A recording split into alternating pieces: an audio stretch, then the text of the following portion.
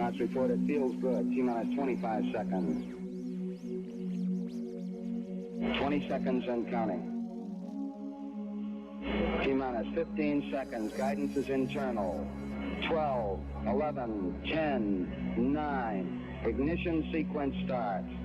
6, 5, 4, 3, 2, 1, 0. All engine running.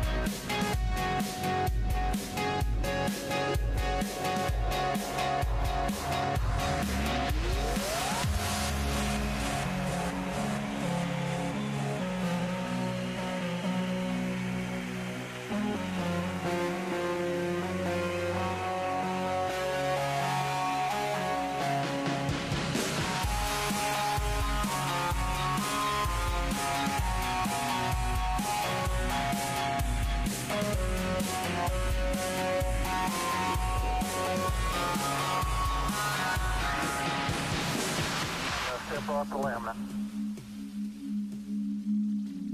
It's one small step for man,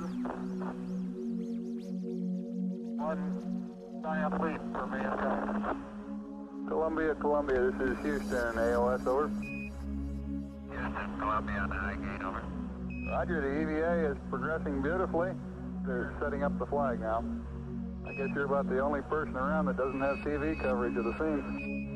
That's all right, I don't mind a bit. They've got the flag up now, and you can see the stars and stripes on the lunar beam. Are you getting a TV picture now, Houston? Neil, yes, we are getting a TV picture. You're in our field of view now. I'd like to evaluate the various paces that a person can traveling on the lunar surface. You do have to be. You do have to be rather careful to keep track of where your center of mass is. Sometimes it takes about 2 or 3 paces to make sure that you've got your feet underneath you.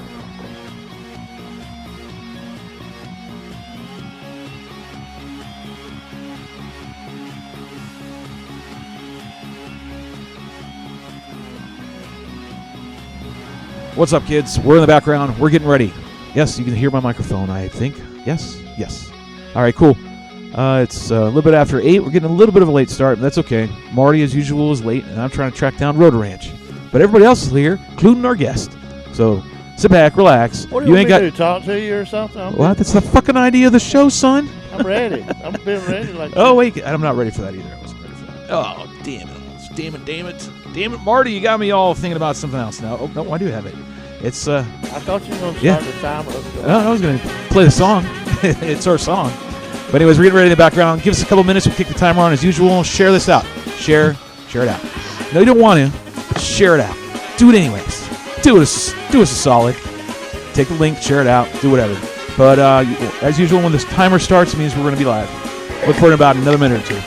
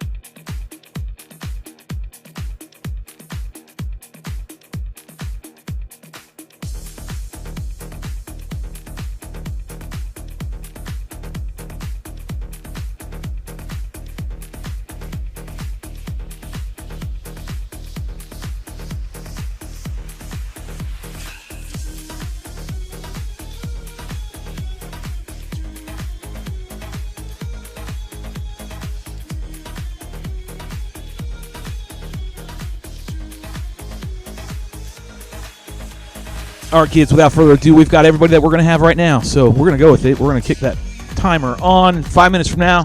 You know what that means. We will be live. So sit back, relax. Hope everything you've got is chill. It's BYOBB. Whatever makes you feel happy, that's going to make this show that much damn better. And 21 and over, okay? Remember that? Cool. Awesome. I'm going to tell you again. All right, 5 minutes. Here we go. Change it.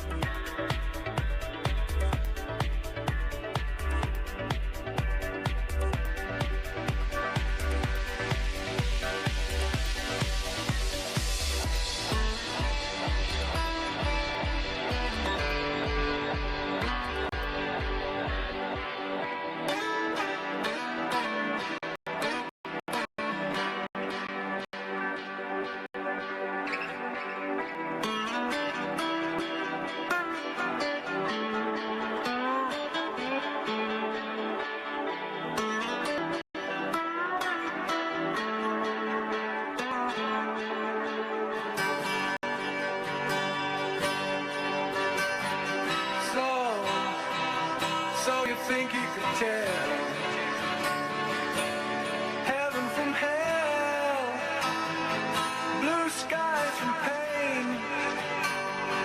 Can you tell a dream field from a cold steel rail, a smile from a veil? Do you think you could tell? Did they get you to trade your heroes for gold? All eyes trees,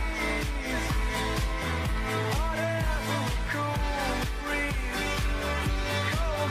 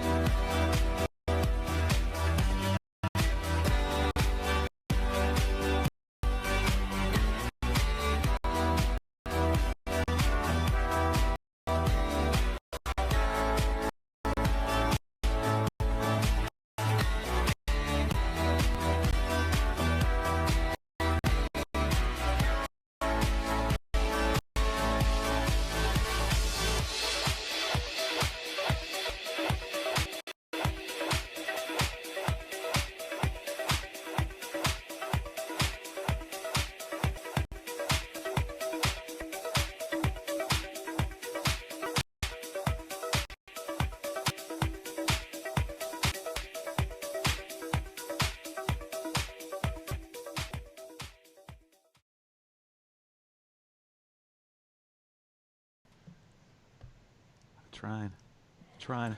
What up, everybody? What up, everybody? I'm trying. Marty's coming in the clutch, making sure I respond, do something, because it was awful dead air. I'm sorry about that, so I'll make sure I can do this again. Where's my music at? I'm trying. It's right there. Hopefully it doesn't fade away this time. Welcome to the Drone Hangar. I'm your host, Shelby Vaughn. Across the way right over there, as usual, my co-captain, one-man party Marty. We'll show his face here in a moment.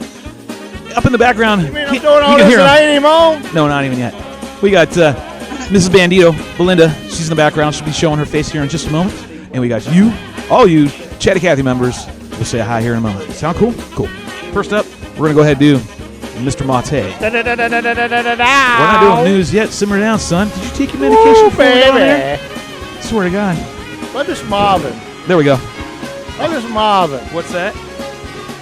What'd you say? Let me some Marvin. Play some what? Some Marvin Gaye, baby. I ain't playing any Marvin Gaye, man. You came to the wrong Alexa, place for that. This is the Alexa, Drone play Hangar. me some disco, baby. Yeah, you're out of focus. Go touch your screen. Do a little ET. Oop, there you are. Now he's back. Yay. Let me see if I can get my applause button working again, because I'm working on B-grade apps today.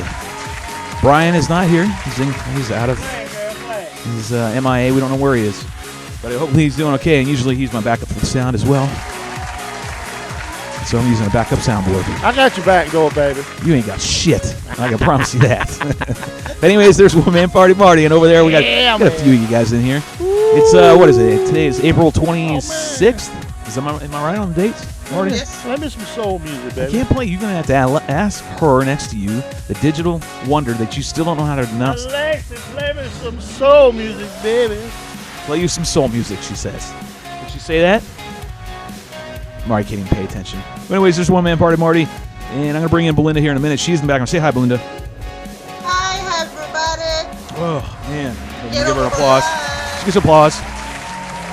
We got a mystery guest. Well, if you read the title, you know who it is. Say hi, ABBA. What's up? What's up? Yes. We got ABBA. He's here. We got Rotor. He's going to be here in a few minutes. He had to do a wardrobe change. He didn't like the dress he was wearing, so he opted to change it and change his makeup. Right? It's 2 weeks in a row now. Is that where we're at with him? I'm starting to think maybe caution. Maybe throw that at him a little bit. Warning. You might be considered non-essential personnel. Sorry. It's a little dumb. It's good for me. Anyways, welcome to Drone Hangar, and hope you guys are having a good week. Week was kind of interesting. What about you, Marty? Did you do anything at all this week? Man, I'm like the king of Netflix right now. Yeah, well, you're the king of YouTube. I've been wearing me out some YouTube and some Netflix. Yeah, you've been watching nothing but. Tell you what. You've learned how to build. If they were like S&H green stamps, I'd be booked. If they were what? You don't remember S&H green stamps? No, I don't remember that, man. You know, every time you go to the grocery store, you got stamps. I don't remember that, man. You lick them and put them in a book, and then you go up there and you redeem them for, for stuff. I don't remember that. Linda, do you remember this? S&H green stamps, man. My grandma. Oh, your grandma. My grandma. I don't have my good laughter button. I have this shit ass one. There was literally a store. This sucks. This thing. There's literally a store here in Raleigh. You could go in and say, "Here's my books, man. Where's my stuff?" Yes, you used to get it at HEB or something. I don't remember any of that. So every grocery store, man. Yeah, it's nice. Let's go ahead and bring in the Chatty Cathy group.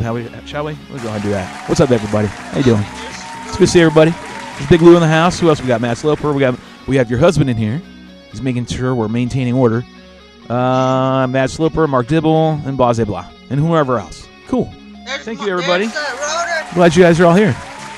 Where what? You spot a rotor? Where'd you see a rotor? Wait, what? He's on. What? What? Someone spot a rotor? Looking for a small wing gnome-looking individual. His name is Rotor Ranch. If you put a cone hat on him, he looks like a gnome. Caution. APB, all points bulletin. You can hear him in the background. I hear him. Someone spot a rotor.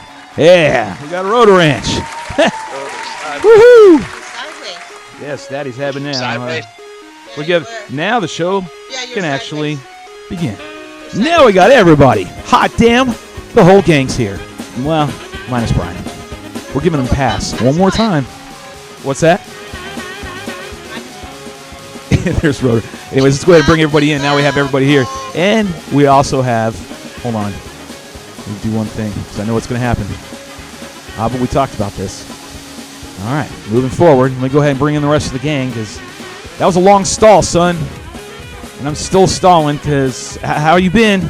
Because I got to pull up your cam, and I don't know if I can. This is sucking balls. Marty, what'd you fly this week? What I fly this week? Yeah, anything? All right, that was a good stall. Long enough. Here we go. Ready? And there we go. Yeah, that was too long. So now we got more. We got Rotor. We got Belinda. I kicked the other guy out for a minute. We'll bring him back here in a minute. Does that sound good? Yeah. All right. I'm happy with that. Now we got Ruin in the background. So let's see. What did I do this week? You ask? I don't know. You were like messing with a wing for like a week. Yeah, I was messing with the 48 for it. Yeah. This whole week. I did an upgrade. If you watch this in the Drone Hangar on the Facebook, be sure to go there and check it out. A lot of people posting there. Post just anything related to drones, wings, quads. Doesn't matter. Just drone related.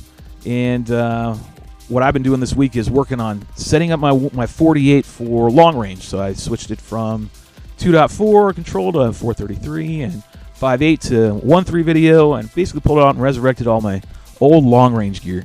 So that was that was a super long experience. It was not like the old days. It felt like the old days. Actually, to be honest, it was like the way back old days, like when you were pioneer figuring out shit. You were like trying to figure it out. That's what it felt like on this run. In the past, when I've dropped back into long range for a while, you see me do it over the years. To get back into it, where I got the Vector. Vector was really simple, easy to put in, and rock and roll. It was kind of self-explanatory. We did iNav, and let me tell you what. We've got Abbadessa on. That's our guest tonight. He's going to talk a little bit about iNav and give you guys some pointers and some tips. Brief, like Cliff Note version, what to do when you get one of these flight controllers from Maytech, and you want to do like we're doing right now, which is some long range. He's got some great pointers that really helped me and Rue get our rigs set up. Because, man, I tell you what, with the user interface you got to use and setting shit up on the board and blah, blah, blah, it's really a pain in the ass. I'm not going to lie. It's really a pain it's a pain in the balls. It's like, God damn it. It was three men arguing. Eventually get from A to Z. Along the way, you've got three alphas trying to, each one of you try to tell you how the other one's going to, you know what I mean, to get to Z. But you all end up getting to Z. It just took a long damn time. So we had a lot of those kind of fucking arguments and discussions, and God damn it. So he's going to come on here and talk about that. We'll share our experiences, and that's what we did this week. And today we finally paid off with some great flying. It was wonderful, tremendous. If you watched those feeds, they were great. There were some technical issues that I have to iron out with the video. New receiver and VTX that they are needed. Rotor, what have you been up to? I'll give you an applause, man. I gotta get you an applause. Working. We spot a Rotor. I love him. Haven't seen him in a while. See, I don't have all my buttons to play the Happy Sappy Love song. Just for me and Rotor. I miss you. So what have you been flying, man? The weather's been kind of, I went out this morning. It was a little windy, and I don't have any sacrificial gear right now, so there's no there's no risk in it, And I fly way too low to the ground to be fucking around in 20-mile-an-hour winds. So. Yep, it's true. You're getting that low to the ground. It was a short day. Didn't you say you flew one pack and that was kind of it? It was like one and done. And we've all had those days. I flew one pack and it was bouncy, and I put a 4S pack in it. I figured, let's throw the 4S 1800 in it, a little more weight. And I threw that up, and it was just like the same thing. The parking lot that I was flying was crosswind, and it was just every time I got in my line and I wanted to get down on it, and it would just bounce it all over the place. There was no doing it. It was not happening. Yeah, it's not having a day. I understand those. Yeah. Mm-hmm. Not good. But what about the rest of the week? Didn't you fly it all early? Didn't you fly it all this week, other than today? No. The new job that I'm working is not conducive to flying, so. No. I played this sad crying song. It didn't an hour and a half every day and get a bunch of packs, and this is like it's a commercial job site. And, it's a little. Listen to Marty. Ain't enough to do what you know how to do. It's all politics. I miss it. Yeah, they don't want me screaming a wing down the. You don't want to race the jets that you see on the across the ocean. Yeah, they definitely don't want me trying to chase the F-22s that go screaming down the beach every afternoon. You don't want to go after them. Say, check it out, bitches! I'm gonna race a wing down this beach with you. Wouldn't that be a crazy video? The Thunderbirds, the Blue Angels, and Rotor. In Rotor, going down. Yeah. I like it. Yeah. I don't. This is what I got to work with tonight. These buttons suck. It sounds like one. It's horrible. That's it. The other one, the other app, all it wants to do is orgasm ads constantly. You even look at it, it spits an ad at you, and I'm like, Jesus Christ, stop. Oh, anyways, sorry to hear that, brother. Man. Well, I guess I'm gonna move on to the next one. That would be Belinda. Belinda, how's your week? It was great. I flew yesterday. All my packs. You went through everything? Wings. All your wings, except for... Defiant back up in the air. Which one did you not fly? But I flew my twin real low to the ground. I think low to the ground for me. I'm getting better. Well, didn't you post a video? Yes. Yes, you did. And we're going to show that here in a little bit. Mrs. Bandito posted the video. We're going to check that out. Now, you were flying with what wing in that video? The Defiant, no. The twin, the right wing ZXL. Twin. You were flying the big one? Yeah. Wow, I have to say I'm actually really impressed to hear that you were flying that thing like that. That was pretty cool. That's pretty damn cool. It's a big ass wing to be ripping around like that. So we're gonna check her video out a little bit later. You know how it works. We not as good as you, but hey, I'm getting there. Don't be like that. You fly you and you do you, and I like the way you were flying. And it's even more impressive because you were flying with that massive 80-inch wing. I mean, you guys will check it out. It's pretty cool. We're going to watch that after our guest. And tonight's guest is going to be Eric Abbadessa. But if you saw his name, it's kind of hard. So you just call him Abba. So we're going to have Abba on tonight, and he's going to be our guest, like I said, and he's going to talk about INAD. Give us some pointers. Everybody likes some pointers. I think that's what we need to do some more. Help each other out a little bit. Marty, you said you did nothing this week, right? No, I did a lot, man. Oh, okay. Sounds good. I want to make sure we were right. I wore out the internet this week. I'll give you drone related. Did you do anything drone related? I fixed a Mavic Pro. What happened with that guy that came up here the other day? The dude drove like an hour to get here. Drove an hour to get all the way up here. And it took me like 10 minutes. 10 minutes to do, what did you have to do for the guy that drove an hour to get up to here to have you fix something? Connect the remote control to the aircraft. Wow. In the hobby world, we would call that binding. I didn't want to get too technical with him, you know. I know. You want to start throwing jargon out like that. What are you talking about, son? What you talking about, Willis? But anyway, so what is he's got a bunch of work next week, and he was freaking out. I was like, you don't even know how to bind his damn radio to his aircraft, and he's got work already. Yeah, what kind of shit is wrong with this picture right here? Now that more I think about this shit, holy hell. Bind the damn thing. How did you do that? What did he do? He just goes out, tells everyone, hey, I fly drones, man. Give me a job. Okay. Yeah. Shit. I got a job. I got to get a drone. Last week we were racing cars, but that got shut down, so now we're flying. That was good, Rotor. That's good. Is that pretty much what that equates to? Yo. Go ahead. Shelby, Yeah. You got to give your 21. Oh, yeah. By the way, hold on. I got to do that with the music. I forgot about that. Thank you. That's a good reminder.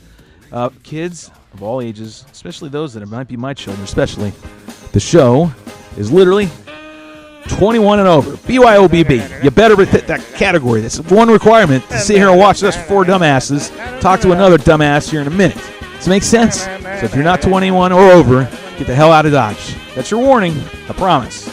And YouTube, I'm satisfying whatever the fuck it is that you want us to do every goddamn time we're a YouTuber. Amen. Jesus Christ. Hallelujah. Amen. Right? Amen. Fuck. Moving on. I want you to play Dancing Queen when ABBA comes on. I can't. Oh, man, that actually would be pretty good. See? Watch. Hit that damn button, and yep, I got an app again. Or an ad. I keep seeing an app, and I mean to say ad. And I really, really hate that thing. Really hate my old button thing. But anyways, 21 over. Thank you, Belinda. Forgot about that. Got to make sure we do that. Or where were we now? So we talked to everybody. We said hellos, right? Marty said he did something, but he really didn't do much of anything. Man, And you got paid for it. I did a whole lot, man. I cooked this like the huge. Oh, hell. The breakfast that I cooked this morning was like major big. Ground control to major. Go ahead. No, It was you're taking huge, man. What did you make? I swear, I got into TikTok this week, right? What the hell did you get into? What TikTok. black area, TikTok. dark area of the interwebs did you get into? It's like the it's like stupidest app unless you've got kids, and we don't have kids around here. So it's a stupid app for me. But there were some like quick recipes on there, and so I made some killer breakfast this morning from TikTok. Thank you, TikTok. So you got a recipe from TikTok? Yeah, man. 3 eggs in a skillet, a big skillet. 3 scrambled up eggs. Give it applause, I guess. Then you flip it. Courtesy. You flip Courtesy it, clap. right? You put the cheese in the sausage What are you, on fucking top. Bill Cosby giving a recipe? Yeah, What the you hell? put the cheese in the sausage on top. And All right. then you take the burrito. What do you call So it? it was a TikTok video that you saw, Yeah. gave you a recipe on how to cook whatever the hell it is you're describing. Yeah, you lay that. What is it, on brother? there. What do you say, lay brother? that on there. Make breakfast taco. Tell him how to do what? Flip it over. How to make a breakfast taco. Make a breakfast taco. breakfast taco. And repeat. I don't have a You good. watch I don't have a it good. over and over. Yeah. That's how you So it's do good it. for I it's had good to for watch- the people that are slow. I had to Just watch plays it it over and about- over and over and over and over. I had to watch it about 10 times. Before, See? yeah. There it is. That's why You you were on you know, watch TikTok. 10 times. But I put so much sausage on there. Did he put the sausage in first or the egg? No, I cooked the sausage separate. What goes first? I cooked the sausage separate. Kill it. And when I got done, my wife said it was like the best thing she's ever had. Whoa, there you go. Getting close to 11 points. 11 points. That's what you're getting. There you go. Cool, man. So And then I fixed you the watch rest- TikTok, then I where fi- it's then I like fixed nobody the else rest probably of it. does that way to watch it for recipes. Yeah, I thought they were just dipshit fucking videos, weren't they? So who's eating corned beef hash? I have. Oh man, that's so good. I have. That was so good. Rotor, have you had it? For breakfast, that's what we had for breakfast. It's good. That is definitely not healthy. That is not a healthy choice for breakfast. Yes, it is. 3 of those. Hey, we'll just use that as a multiplier. Yeah. Okay, that was a little annoying. I got to figure a solution out at commercial. So you've never had it? Yeah, I don't like it. I don't like corned beef. Whatever. I've had it. I just know better not to go there. You know, it's like TikTok. It's like the shit that didn't make it in the spam can. You Is know? it the TikTok of meats? It is. It's like, you know, it's like Dinty Moore Beef Stew Factory. The shit that hit the floor. That's what they make beef hash out. Isn't there a federal law about using horses for meat? What? Oh, my God. No, that's a What? We use The feds don't give a shit what we use for meat. They just don't want us to fly in the fly. They just don't want us to fly. Yeah. Yeah. they don't want it. I need a better laughing button. I swear to God. I'm gonna fucking kill Speaking of somebody. not wanting to fly, I got some news, man. Holy shit on a stick. Well, you're gonna have to wait till we come back from commercial because we're already approaching our. We're getting to commercial time. Say news. Oh, I got the news here, but he's not gonna be happy with it. I promise you. Yeah, I got this noise. Dolphins.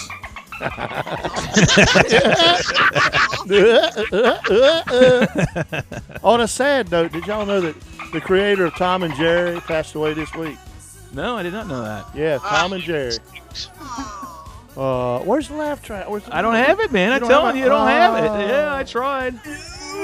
Nope, that's not it. That was the wrong one. There's nothing to laugh at anymore. I'm not good at this with these. I mean, all they have these weird ass icons on them, and I don't know what the hell this is. Yes, sir. Okay, there we go. I know what that one is now. What's That's this? like, it sounds like that. The intro to Def I Leppard. totally blame Tom and Jerry on my twisted sense of humor, by the way. Tom and Jerry. Those are great cartoons, man. If you watch the originals, those are really, really good. Where else can you like watch something where you know the mouse is beating the cat with a hammer? Like Does this make you want to go to the bathroom? that level? level of violence doesn't exist in TV anymore. What do you mean? What doesn't? That comedic violence, that Tom and Jerry. It was Oh, like, you yeah, know, it was. yeah. I see what you mean. I follow you on that. You know what? I You know, hate this app. he'd I flood really the hate tub- this app. He'd This app flood the sucks. tub. He'd flood the tub and plug the freezer into it and freeze the motherfucker solid in the tub. You know, all the crazy shit he used to do to him. I want to hear what the Ninja Star sounds like. You ready? Okay. What does a shark sound like? I didn't know a shark sounded like that. Well, apparently, according to this app, that sucks ass as well.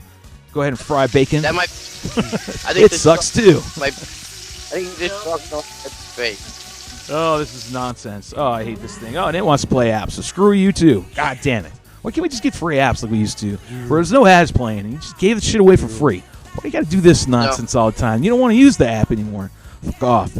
Anyways, what's up? We got Marcus in the house, Matt Sloper. Abba's right there. We're going to have Abba. He's going to come on after commercial while Marty goes through the news. And then we're going to go through the news when we come back from commercials. And then we'll have Abba on. Abba will probably stay through the second commercial. Does that sound? Does it make sense? Because we're at the bottom of the hour. We need to take a break. And then at the top of the hour, he'll stay through that break. Blah, blah, blah, blah, blah, blah. Now I'm sounding like Bill Cosby. All right, without further ado, I think those are all of our intros and our haze. So we're going to go ahead and head on out for the first break. Right? Is that what we're going to do? Everybody cool with that? Okay? Yeah? Yeah? Sound good? All right. That's what I was waiting for. Damn freaking music. Who wants the Love Boat when we come back? I know I do. What about you? You want to play the Love Boat again when we come back? Do our intros? This is what we usually do after the first commercial. Anyways, we're going to come back and, yes, we promise, it's drone-related crap in here. We end out destination information. We zig and we zag, but we have fun along the way. So if you're feeling so inclined, you can also call that number way over there. No one's really done it for a while. Make Digital Debbie feel happy and useful. And I'm paying for that shit, so give it a call if you want. But anyways, we come back, we're going to have Abba and, of course, Marty with Drones in the News. Sound cool? Great. BYOBB, 21 and over, and time to get a refill. It's that time. See you in 5.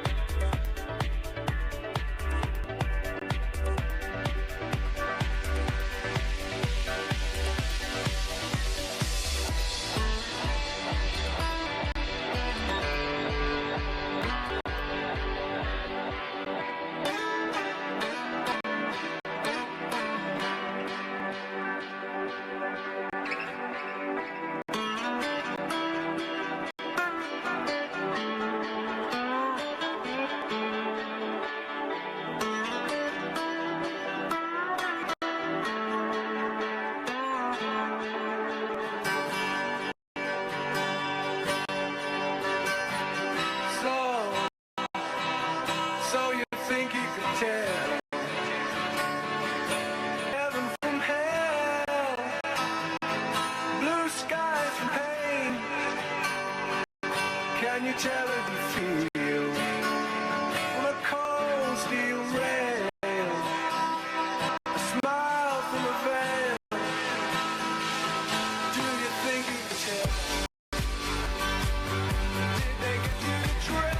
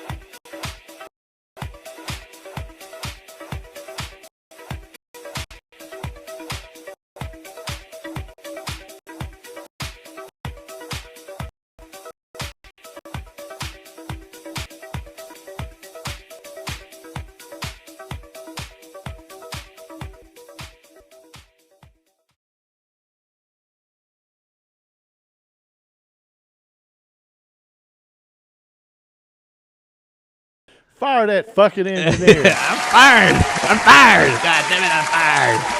I'm trying. But you know what time it is. It's that time again where we play this shit-ass 80s tune / 70s. Oh, yeah, baby. It is. It's the Drone Hangar. I'm your host, Shelly Bull. I'm glad you're here to join us. This is the Ship of Fun. I am your captain. Right up here is my co-captain. And right over here with the rest of us is all these other idiots that we love because they're idiots like us. We got Rotor Ranch. Yes. He's also Isaac. We got Belinda. She's like that other lady that welcomes you when you come aboard and takes care of all those needs you need. And then tonight we have ABBA. What's up, ABBA? We give him some applause. We give him some applause. Look at ABBA. He's here. That's outstanding. Music reminds me of Bush. It's the fun boat. And again, we are your hosts. We're your crew. We're going to get to destination information. We promise. We always do. We do it in some stupid haphazard zigzaggy way. North, south, east, and west. And we stop along the ports. And the first port tonight is going to be ABBA. And we're going to address the issue, which is the sign on which Marty is carrying. And everybody sees it. Thanks again for joining us on the phone booth. And that's about it. I think that was better, right? Yeah, I'll give myself an applause, goddammit. Thank you, thank me. anyways. I'm glad everyone's here. All right, Marty, let's address the elephant in the room. I'll put it back up. Let's make sure we see it. I'm going to cue you up here real quick. Marty's been watching this along with the rest of the nation for the past how many weeks now and all this? Hung 3 times. I didn't say it twice. Say it. What does it say, Marty? Well, it says hung 3 times if you hate Carol Baskin. Carol fucking Baskin. Carol fucking Baskin. Gosh, watch Marty. He's getting he's rough tonight. Meanwhile, we're gonna go ahead and bring back in the rest of the group. Here we go. There's everybody. Thanks everybody sticking around and staying with the Drone Hangar. It should say take a drink. Take a drink. Take a drink instead of honk 3 We times. should like post that up like. Sit out there. There you go.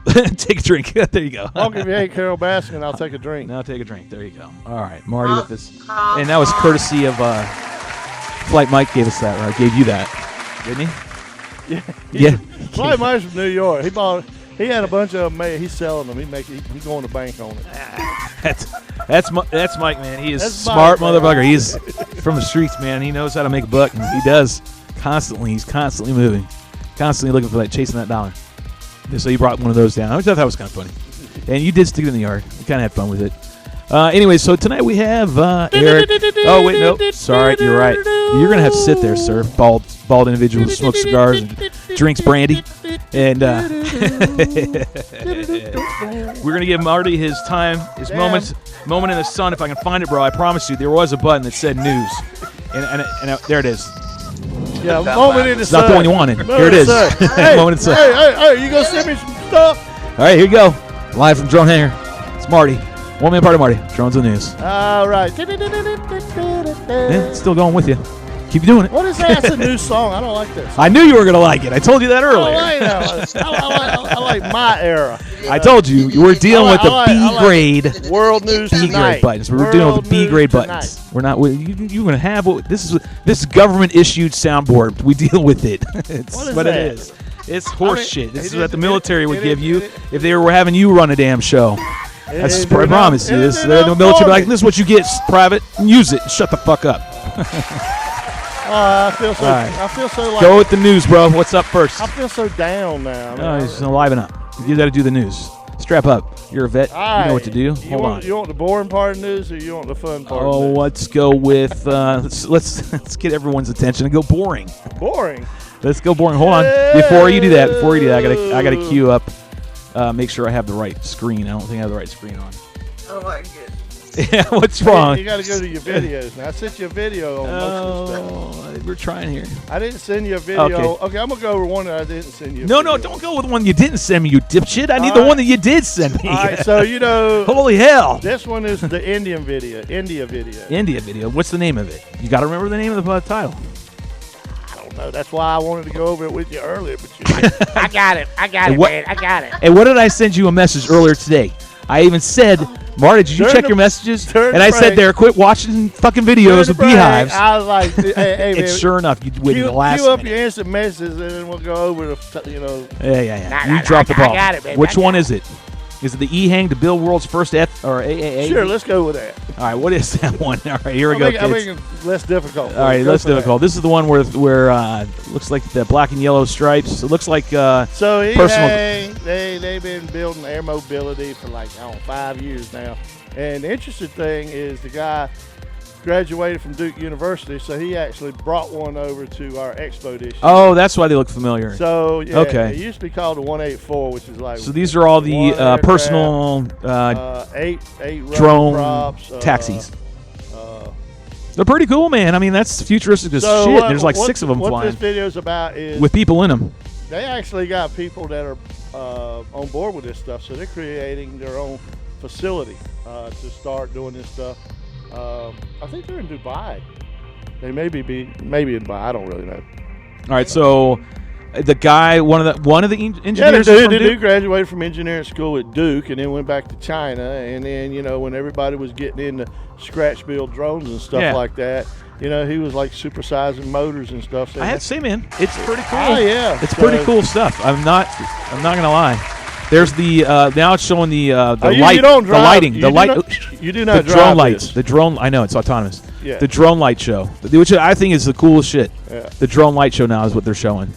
Is that the same video? Nah, it's gonna say E-Hang at the end. I guess they hired them for a show. Well, it's like the last half of their damn video. Yeah. Is that what it is? Well, at the end it's going to spell out E-Hang, so it's. That's really cool, though. Even though we are filler, watching it right now, kids, I think that's some of the coolest stuff when the drones. I think it's trying do to these light symbolize shows. that you can fly multiple drones, and like they want to do. Yeah, really cool. I think that stuff right there is pretty badass. I have to get we can do one of these. I think it's pretty cool. I did remember seeing that they had that vehicle here. You guys went and saw it. It's spelled autonomous. out ABBA with a drone, by the way. They spelled ABBA with a drone. They did. Yeah. Oh, I didn't even see that. That's pretty cool for you. Look at you getting all that fucking attention. 21 and over. And they had it here. I remember they had an expo and they showed it, right? I remember it was here in Raleigh. E-Hang, there you go. That's why they did it. And drone light show. It's pretty neat. It's autonomous. These things, you don't pilot them. They are completely, get in them, and they take you from point A to point B. Yeah. Completely autonomous, and there you go. They got a command station that flies the aircraft. Yeah, pretty cool. Or they control the flight route. What's next? Don't have a video on this, but Parrot. All right. Parrot got pretty much awarded their drones for the military. So the small drones for infantry guys. Yeah. There was a contract put out to 5 companies last year, to come up with a little small drone that the infantry guy can send out like a scout. Yeah. And Parrot was pretty much locked in. Is it a fixed wing? I'm assuming it's going to be like a portable fixed wing with a small portable little camera on the front. I remember seeing something to this effect a while ago. It's going to be a quadcopter. It's going to be a quad? Because I remember they had one that was looked like a little teeny ass plane. Maybe I'm mixing the two. Yeah. Okay, cool. I think it's pretty awesome. So yeah. So Parrot's in on the old, defense budget. Get some of them cash, some dollars. Yeah, it'd be a good job teaching the military guys. But it is a good tool. Being a vet, former Army combat medic, yes. Yep. And that's a good tool to have. For sure. Me and some buddies, we did that. We were training the military with DJI in Texas during OPFOR exercises. Don't give away. I know what you're getting ready to. You sink shit, motherfucker. You definitely start talking a little too much. So hire me. I'm qualified to teach the military. Yeah, infantry guy how to fly a quadcopter. I'm not saying you're not qualified. Out in the desert. I'm just saying that sometimes the loose lips of yours, son, you give too much information. So remember, that is a very. I got pictures too, by the way. Oh, there you go. That's what you want to tell everybody. I was on a defense contract, secret, and I've got pictures. Well, I mean, it was secret. I got pictures. It was secret like 5 years ago. It's still secret until they tell you, you're void of your NDA. Anyways, what are they going to do? Give what's me the next, virus? Man? Come on now. I'm not ready. I got to switch between apps to get to the app to go and get those stupid, shitty laughing that we have in this thing tonight. So I'm sorry. In a good way. Now you missed my other one, don't you? There's a good side and a bad side to this story. Oh my goodness. What's that, Belinda? What? It's it. So that's it. She's like, oh my goodness. That's it. She's trying to hang on. Belinda's literally trying to hang on for all she can. All right, well, we'll skip this one and we'll go to the chickens. All right, we're going to chickens. All right, where's chickens at? I go down there. Chickens on parachute. Chicken on a Parachute. All right, this is what we're going to watch now. All right, Chicken on a Parachute. Yeah. We're making progress, kids. Promise. All right, Chicken on a Parachute. 34 seconds. Here we go. Here he goes. He's saying a whole bunch of stuff. You have no fucking clue, and it's He's that's a lost in big plane. ass plane. Yeah, that's a wing, Oh, man. Lord, It's dude. like a flying wing, right? You know. Well, it's a fixed wing flying a Yeah. banner.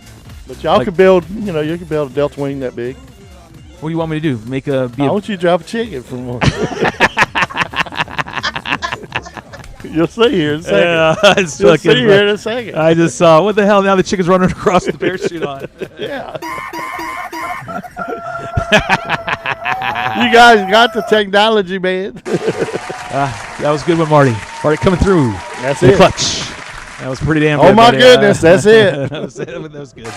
That's all you got in the news? You said the police drone catches. Flytrex did their first food delivery to a family. It was like diapers from Walmart and a box of cereal. Cool. This week in North Dakota. All right, cool. So that's starting to happen. Oh, so slowly. Looks So like it's send happening. us some paper towels and toilet paper. All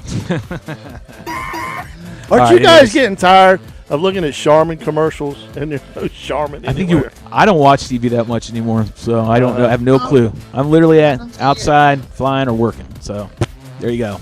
I don't know about you, Rotor. I don't think Rotor watches that much either. Do you? I don't have TV. Oh, there you go. That solves that problem. Then screw it. ABBA.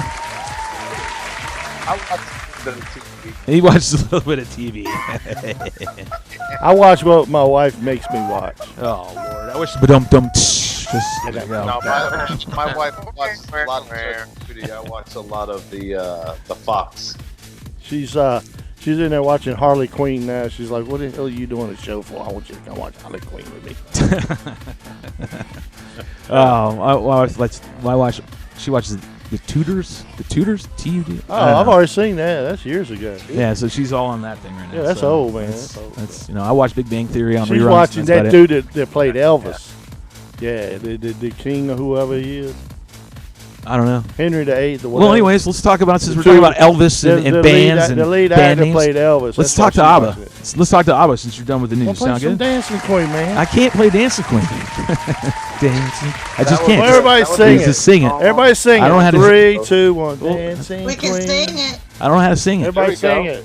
No, 3, 2, 1. I don't know how to sing. I don't know how to sing that shit, man. I mean, I can do one thing. I can do this. Give us a 1 second. All right, I'm gonna give you 1 second. Let's see if I can do Dancing Queen. I'll You ready? find it. Hold on. I got it. Ready? Here we go. After this commercial, apparently we got 5 seconds of this stupid ass. Everything in commercials. I swear, there was a day. I promise, kids, that there weren't commercials on these. Everything that you watched on freaking YouTube or You worried anything about else. getting- I hated that. I'm What am I gonna have worry it about? in a minute. You worried about getting this shit show shut down? Yeah, I'm really worried. Oh. There you go. There it is. And losing all your Because copyright and losing infringement. all your sponsors. It's a copyright infringement. Fienza. You worried about getting smacked? We want to play a. Oh, we wish somebody would hijack this It's town. for him only. It's right up there. It's for this man. One of the best bands from the 70s. At least came out of Sweden. They still fucking worship them.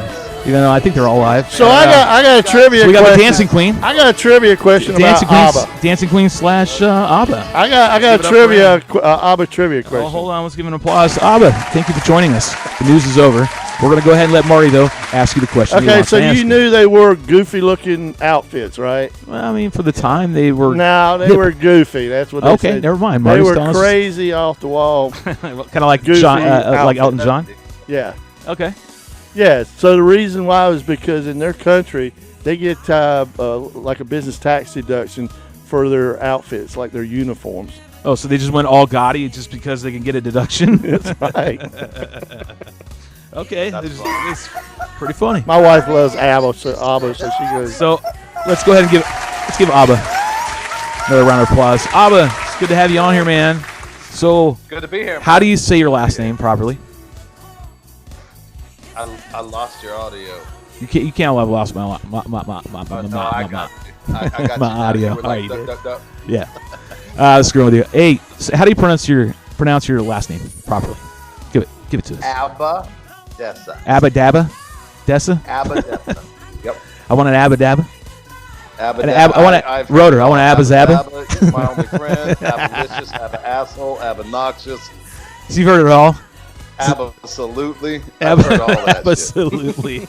But don't laughter. I don't have laughter. We'll do a stupid laugh again. That cool. laughter is killing me. I know, man. It's killing me whole literally to show. play it every time. It's just it's like eating cream, like canned spinach when you're a kid. God damn it. Ugh. You gotta keep playing the damn thing. Belinda's just hanging on for dear life. So, Abba, give us a little background. You helped me and Rue out this week with iNav and everything else. And before we get into that, give us a little background on good old Abba and his life in drone and FPVN. All right, so I started And then there's a question from Rotor. I started in 2011 flying mini quads, and I started flying with Richard Shelton with Multicopter Builders. I remember him. Yep. Motors were 2206 2300 kVs, and everybody was on 3S. And got my first like major quad, and it was 5S, and it was the MB 260. So flew mini quads for a while, and then when Kalen started doing race flight, I was an alpha tester for race flight before Kalen met Preston, and they merged race flight together. So I was on the forefront of all that and dealing with all kinds of. I mean, the first firmware that I got was. So he's talking about was negative so 0.001. What he's referring to is like, you remember Marty back in the day we used to do base flight. Yeah. And then we did before that it was CC3D. Remember all that all the old shit or K2 boards, KK2 boards, all that shit. So he's down the chain in time a little bit as far as, getting caught up to current. He's like a couple years past that. Like meaning toward like KK2 then NAs or CC3Ds, the NAs boards, and all that shit, and then they started making base flight for NAs, and then it developed into clean flight, and now he's talking about you were working with race flight because race flight came after clean flight, and that came with beta flight. My first board was a NAs. These are all for quads. These are all for multi-rotors. Any multi-rotor. This is what it's referring to. This is the user interface. Was it NAs 30? How you program the boards. NAs 32. Oh, yeah, man. Remember all those days, man? I remember all that shit, man. I remember way back. I remember people going with fucking Wii control boards. I mean, fucking good lord, they were tearing apart that shit to get it to work. It was nonsense. You remember the CLI? Yeah, we had to do all that today. Yeah, we had to do that today or yesterday with ABBA, and I was going to talk about that. And that's so y'all know that are watching that it ties in really great with what you did because iNav uses it's literally the same shit that clean flight that I'm used to, and I call it clean flight. You can call it beta flight or whatever the hell you want to call it. But to me, it's originally like clean flight. It's a based up version from base flight to now clean flight. It's totally reminiscent of that. It's all the same shit. It's PID tuning, PID loops, tabs the same. All the shit's laid out the same. CLI commands are the same. I remember people didn't understand PIDs in the beginning. Oh, yeah, man. That's why I did that video. That's still my number one video is that PID tuning video on how to PID tune via FPV. And it was literally... your video on PID tuning last week just for giggles. Just for shits and giggles, man. I mean, I can't tell you how many all the OGs have been saying that for years. That's what they watch. So Abba's going to talk a little bit about that here in a minute as he continues to tell us a little bit about his history. So that's kind of the tie-in, so people know. Yeah. Continue. So did the race flight stuff, being an alpha tester, and then when Preston kind of came in, I didn't really like it so much, so then I went back to beta flight for like 2 months and got so frustrated, not with the flying, but just with the you either raced or you did flippy floppies, and I was looking for something more. So you were looking for something different. And in walks, you see the shadow of a sexy triangular looking thing. So then casts a shadow, makes that noise. I was like, you know what?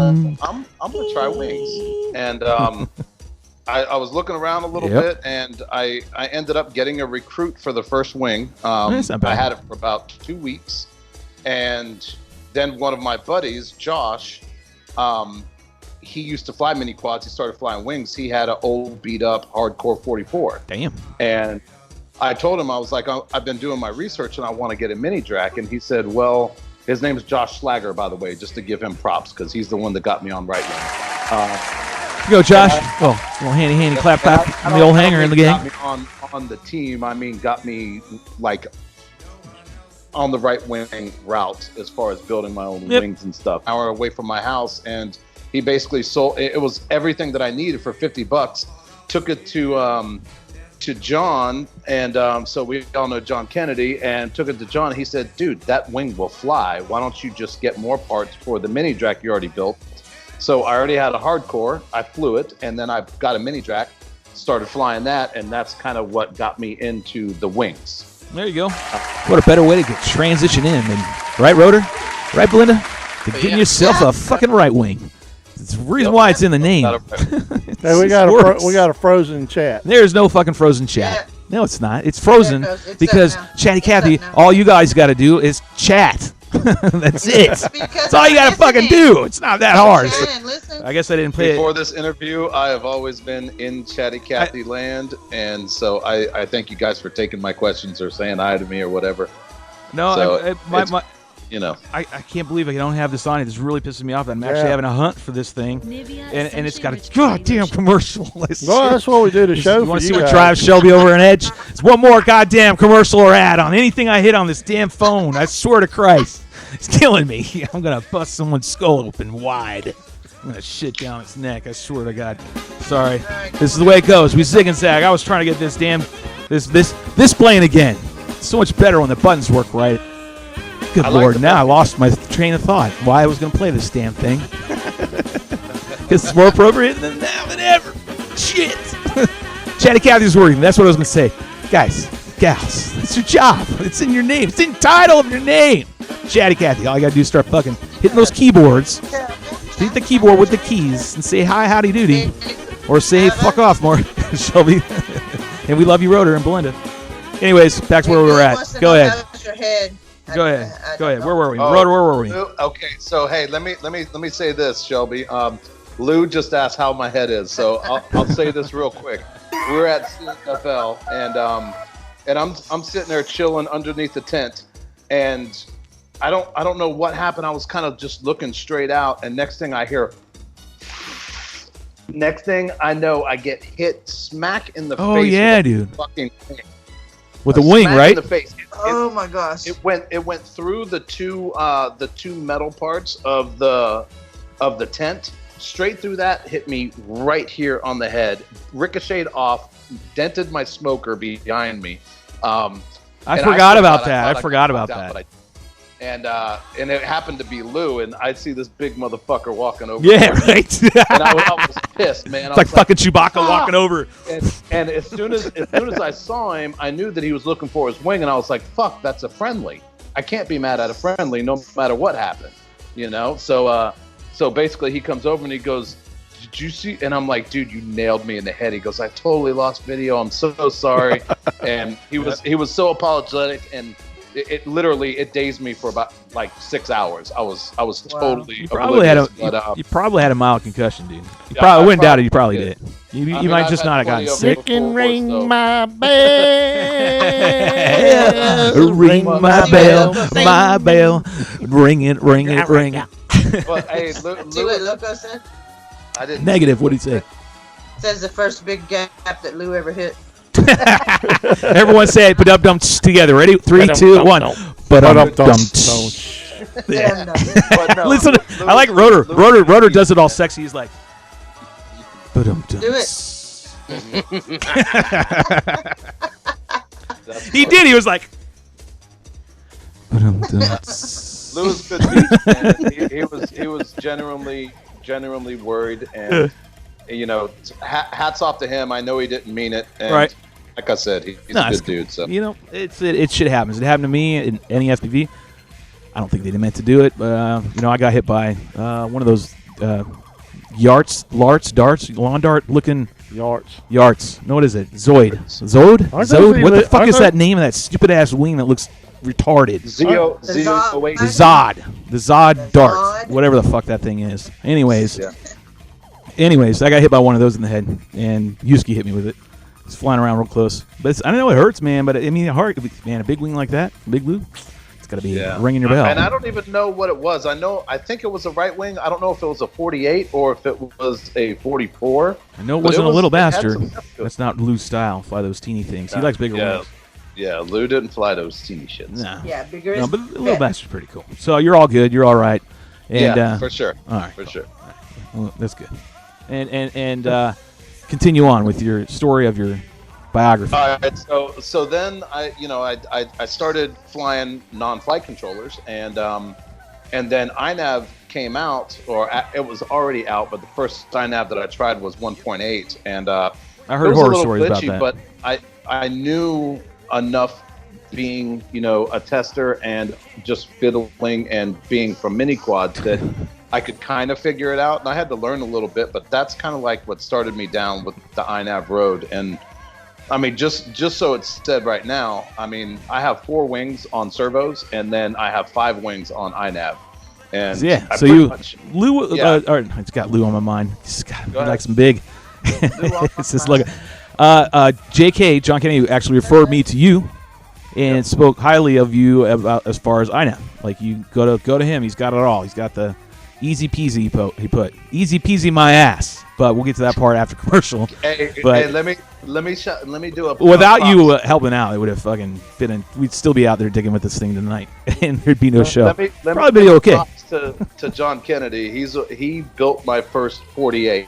The white ball that's right there. He built that. That was my first wing besides the mini drac. Mini drac I built, and he built the 48 at the same time. Check that out. Shameless plug. And John Kennedy's father. Velocity 48. John Get you some Kennedy's at right father wing. is a badass. What's And that? He's the one that made. I said John Kennedy's father is a badass. Oh, yeah. Old school RC pilot. He made my. He's mini like the drac, Yoda, and dude. He made my ball 48. He's like a And little Yoda, or that- average size Yeah, Yoda. that dude. Yeah. Much respect. I seen that guy like Frankenstein an airplane right on the side of the fucking field and be like, Yeah, he's like, wham, there you go, throw that in the fucking let's go ahead and get this together here real quick, guys. Hold on. throw that. Little Yeah, Kennedy's spit dad's tape. awesome. Oh yeah, his dad's a hoot. He's funny. He's great. Yeah, he is. Super smart. And he that's is. where John gets a lot of his stuff from. So yeah, John gave you a lot of props. Maybe we'll have JK on here one day. We'll see what happens. He's a good guy.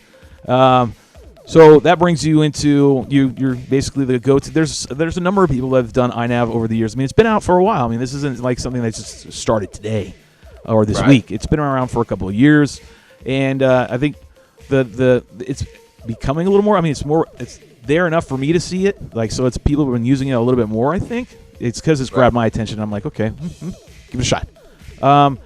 The reason why I brought us into it was we flew a little Nano Goblin, and Rue had it with one of these boards in there, and doing the long range and all this stuff with that little teeny Nano, man. This little thing was going all kinds of distances that were really insane, like not normal. Like, I'm going, this is nuts, and the board was proving to be reliable. Now, I don't like flight controllers. Inherently, 99% of the time, I don't fly with them. I just don't. I don't like them. But when I'm doing this kind of stuff that I do, the long range stuff, then you need to have it. There's a lot of things, the safety reasons. You want it to return to home. You don't want it to fly away. You want it to know where. You want to know all this kind of stuff. So that's when I do use them. And I've always used Vector, and I've always used Eagle Tree Systems, and I've always used the OSD Pro, and then it got to the Vector, and yada yada yada. So I mean, that's how many years I've been doing that crap. Right. And what appealed to me was the form factor of the iNav, and quote, the usability of the user interface, which was like Clean Flight. So I thought, that's kind of attractive. I've worked with this shit, and I know what it is. Programmed boards and tons of times.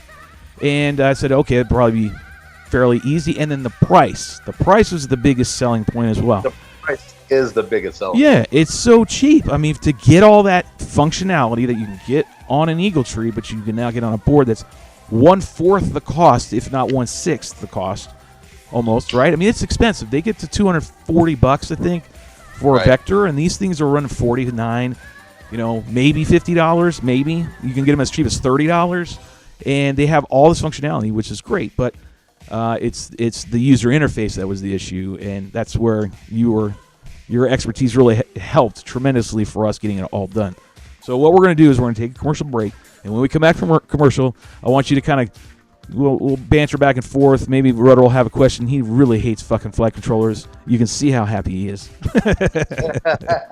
It's like sitting in a church and listening to a sermon. Brother, I love you. Yang to my yang, but you're going to be sitting in this church and you're going to listen.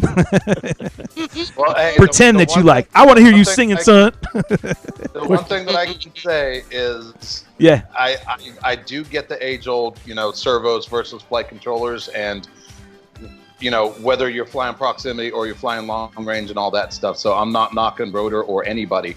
I like both, but I can tell you that I can get iNav to fly exactly like do a it for plane myself. with just servos. Do you identify as a bi flyer? I'm a I can go both ways.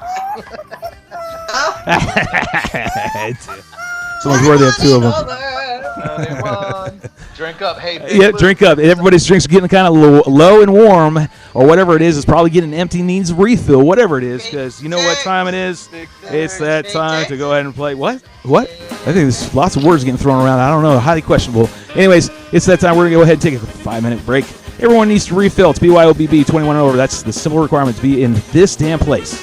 We're heading destination information. Next port is with Eric. ABBA,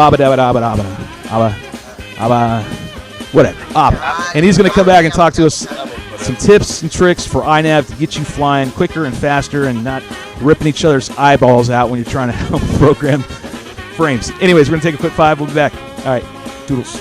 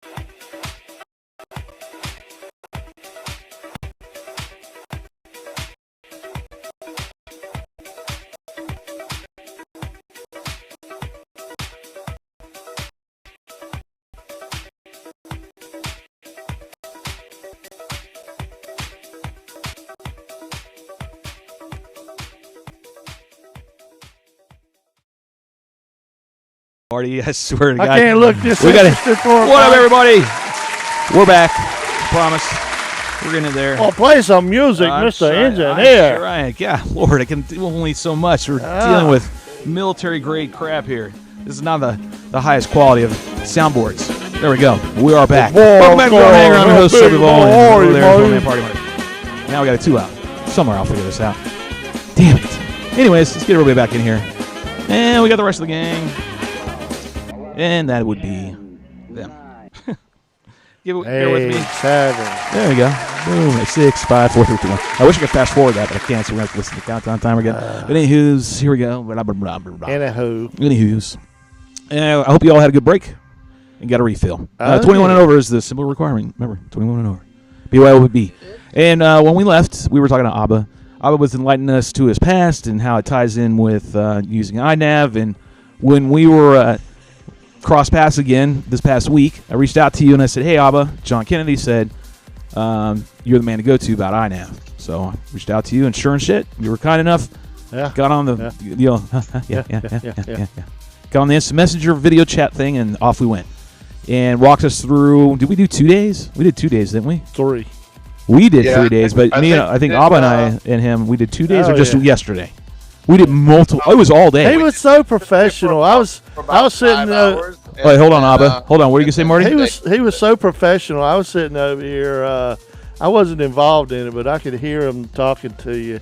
And I mean, you guys were like hitting them up with some big questions and all. And I was like, this dude should be like customer service. He was. It was great. I mean, it really was. Yeah. Meanwhile, Marty likes to go around and give hand jobs to everybody.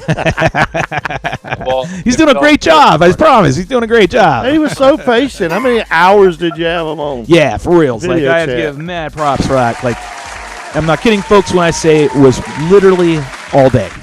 Yeah. We were going to go live yesterday, but we realized how much detail crap was involved in doing this, because I've never done this using quote-unquote clean flight user interface and a board and trying to attach it to a wing. I've done this shit on a quad over and over and over, hundreds and hundreds of times in the past. And if you give me an old board and that's old clean flight, I can bang one out, as they would say. And I felt like I could do this, but we can't. We couldn't.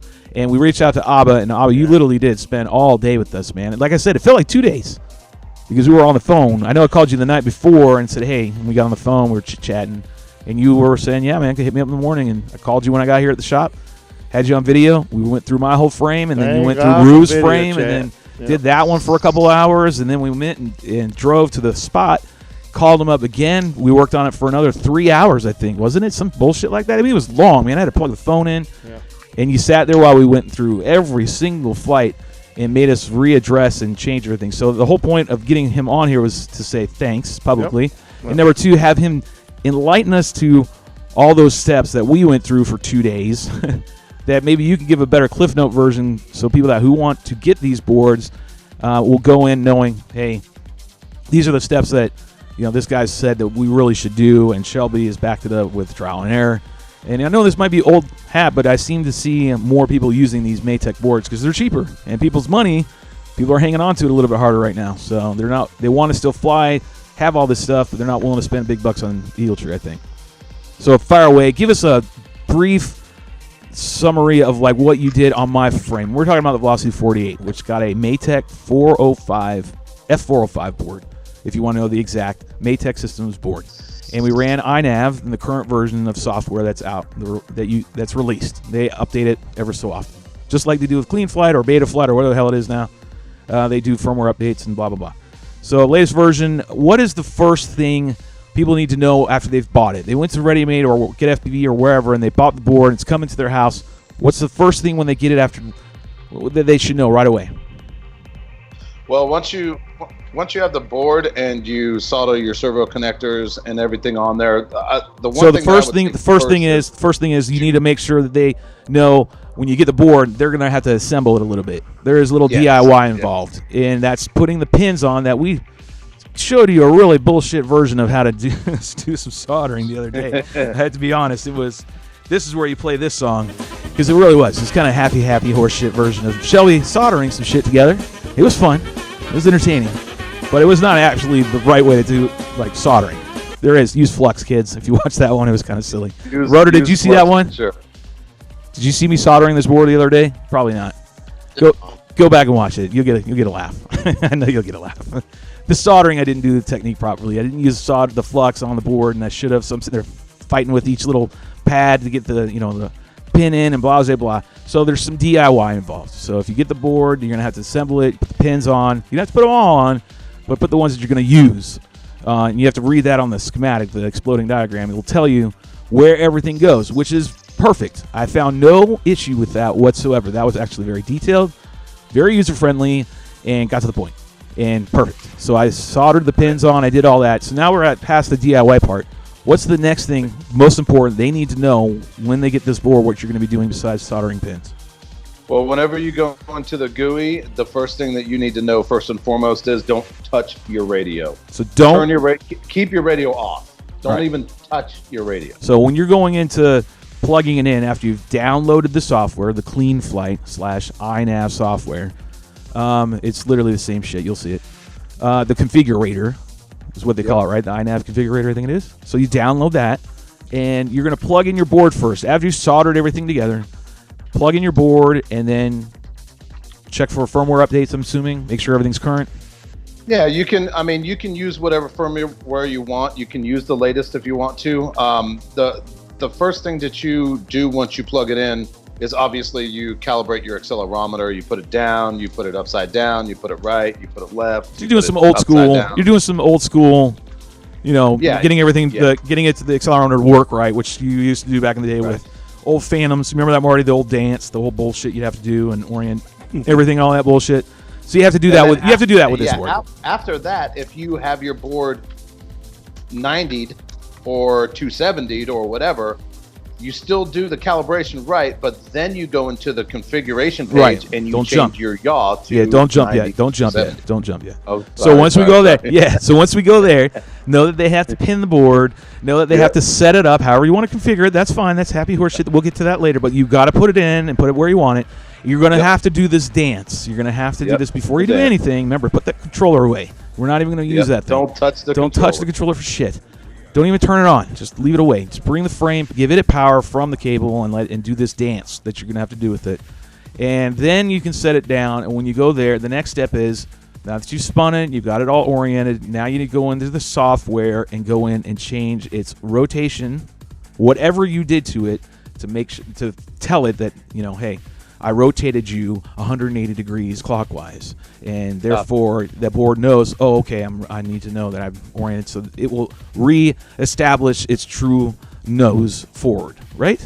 Correct? That's what it's doing. Isn't there an arrow? Yeah. It'll eventually show you. Just the diagrams, just like normal rotor, just like that always has with the quadcopter being up there and you seeing all that in the setup tab. You know what I'm talking about? Yep. It has it just as a rectangle. Not worthy enough of having an actual wing. So it's just a rectangle. It says back, forward, left, and right. Well, it's three-dimensional. Do you remember back in the day? We had a flight controller called a Dodo. Yeah, I remember the Dodos. I remember the Dodo boards. Yep. So you used to be able to set the Dodo up to be a plane. You used to be able to set that flight controller up. That's right. Plane. So this thing is actually sounding like a Dodo with GPS. That's the SPF racing board, the Dodo. I remember that, man. I remember those. It was like one of my favorites, man. That was like one of my favorites. So in essence, rotor, you are pretty much right. A good translation for that would be that it's not necessarily that board, but the idea and the concept is true. It's like that Dodo board set up for a wing now with the GPS. You're doing the same shit. You're pinning the board. You know what I mean? You're doing all that. You're going into a software and you're reorienting the board if you have to. Normally, you should have enough space. You can just set it according to the arrow on the damn board, like all boards, and you're golden, like the Dodo did too. So, same concept, and you have GPS on it. So once you've done that, ABBA oriented, everything, both mechanically and software-wise, right? Yep. What's the next step? What's the next thing they need to know? Next thing you need to know is basically there is I forget the name of the page, but It has different models that you can use. They have a mini DRAC model. They have a 600 millimeter alpha wing model. They have airplane models. Presets. All that stuff. They have presets. Presets. And the mini drac preset is a good preset for the hardcore 44, the Vol 48, the mini drac, the big drac. So it's a good all of it. baseline. It's a preset that you can put in, an automatically preset you can drop in, that's labeled a mini drac that you can use for a lot of the right wing series, including the Velocity 48, which is what we were talking about because we're talking about frame. And it's a good baseline. You can adjust it from there. And those parameters we'll get to in a second. But that's what it does is it basically sets your mixer. So in other words, if you say you have an airplane, it's going to give you, 2 ailerons, an elevator, and a rudder. If you say it's an alpha wing or a traditional wing, it's going to give you a lot of options. It's going to give you elevons, and that's it. And it's going to set the mixer. So the best thing to do is do the mini drac or do the 600 millimeter regular wing delta that wing in there, and you can adjust everything after that, but it gives you a good baseline. Okay, that's you put a preset in, boom. Yep. Now you're done. Now you've gotten the pins, the orientation, and you drop the preset. And again, no controller, still working on the board. You do a little bit on this board, and we're going to make sure there's some detailed sub-steps, little side steps involved in a major step. We're just going to cover the big bulk ones and get you along the road. So preset, the next thing to do is... The next thing you need to do is you need to make sure that your board is either in air mode or horizon or angle mode, a stability mode. So in other words, you need to go into the modes tab and you need to dial in and set up a horizon, one of the stability modes on a switch. Yeah. So you're gonna have to get out to your controller, and you guys to set that up however you do to enable a switch. Whatever switch you enable, make sure you go into modes and highlight and grab either horizon or what's the other one called? Angle mode. They still have that. Angle mode. So it's just like the old school stuff, rotor, all that same quad stuff, horizon and angle, and have it on a switch and have at least one of them that will be activated on the switch. They don't need to have both, but at least one of them needs to be activating. Only one. And the thing that you need to know about that too is if someone wants to get a flight controller to do auto launch, if you switch auto launch on, in the messages on your OSD, it says angle. So it's in angle mode when you're in auto launch. Yeah, so you're skipping ahead though. We're going cliff notes. I'm just letting you know what mode it is anyway, no matter what. Okay. So that's another feature that you're talking about. A feature that is it's a feature, but it incorporates angle mode to that feature. That's fine. So it's a subset, like extra add-on bell and whistle feature is you can have it auto launch, and in an auto launch, it's technically using blah blah blah. It's angle mode and zippity doo dah, whatever. It's using these two things. But what I'm getting at is, so you got to have it in a switch for an angle mode, so you can check what, because I know what the step is. So when you put in angle mode, you need to do this. You need to check stabilizing of your elevons. This is counterintuitive because I don't think you do that when you do a vector. Yeah. So a lot of people that get iNav coming from a vector, they get it for return to home. Yes, and correct. The thing is if it's not set up for a stabilized mode first, without touching your remote controller, right, it will not come back to you. You got the wings got to fly itself first. That crazy? You have to mess with, and you got to massage the damn board first and play footsie with it for a few hours and set everything up honky-dory before you even touch the damn controller to see if everything's, believe it or not, traveling the right direction via your sticks. I had to grab my mind around this. This is kind of like going backwards because it's kind of opposite way. When in vector, it's in Eagle Tree, it's you go up, you fly, you get it in manual mode, you stabilize it via manual mode, you incorporate those trims into vector, and vector incorporates your trims into its set of your stabilized modes or whatever you've got. And because what you're supposed to do is you stabilize it in manual mode, get it all fly nice and true, turn on one of return to home or 2D hold or whatever, and check to see if it's flying and make your adjustments. Correct? Am I wrong?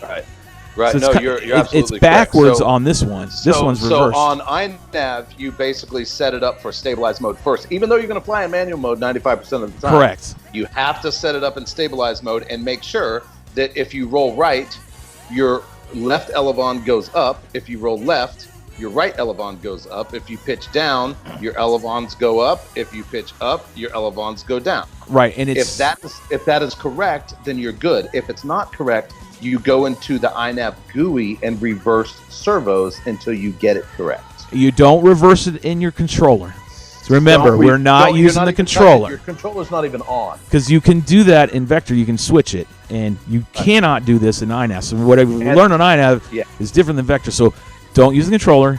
If your shit's reversed and not, basically, when you are moving it, I'll enlighten everybody. When you're moving these things in the stabilized mode, what you're looking for is whatever motion that you're putting on the frame, okay, whatever attack angle you're putting on the frame, that the servos are trying to counter that maneuver. Okay, they're not actually going to do what, if it's turning in favor of the direction you are going, meaning the elevons are reacting like, hey, yeah, we're going to go this way. No, it's not the right way. It's gonna do a death spiral, and you want it to counter that. So if I'm banking the left, you want the elevons to behave opposite of what they should be doing, and that way you know that it is actually the stabilized mode is actually working appropriately. And if it is not doing that, don't feel inclined to go onto your transmitter and change the direction of your servos, because that is incorrect. It will make your shit fly out of the sky when you hit RTH, because I went through this with this damn thing this weekend, and spiral down. And you could lose your frame. It's called a death spiral for a reason. So you do it in INAV. You go in there, there's a tab under the outputs. You go under there, and it will show you your servo numbers. There's only 2 of them for your servos, only one that's are actually plugged in, and you will just reverse one at a time in order and check that deflection again and make sure it's right until it gets it right, till it's right. And here's a tip. If you can't get it right, do what Shelby did. Right. And take your servos and switch them. Yep. Because that's what Shelby had to do. Yep. If you go through, there's only 3 combinations. One on and the other off. Or the first one off and the other one on, or both of them on. And once you've exhausted those approaches and it's still not working, you know then, switch it. Shelby switch, and then switch them over, and bam. Then do it again and find out. And one of those combinations will work, and you'll be good to go. Can we take a look at the Chatty Cathy? Go ahead. Let's go read some Chatty Cathy while we're in here. Let's go do that, because we know we wouldn't be doing the show without them. So let me give them an applause right here. Chatty Cathy. What are they saying, Marty? I know Belinda's talking to him. No, Belinda, go ahead and... No, go ahead, Marty. Oh, go ahead, Marty. What's up, Scott? Scott says hi. Hi, Scott. How you doing, man? Okay, so Vanguard is... Go ahead. Well, like I said, the right side's a little chopped off. Oh, okay. INAV doesn't like input, exclamation equal output goes into feedback loop that will cause big issues.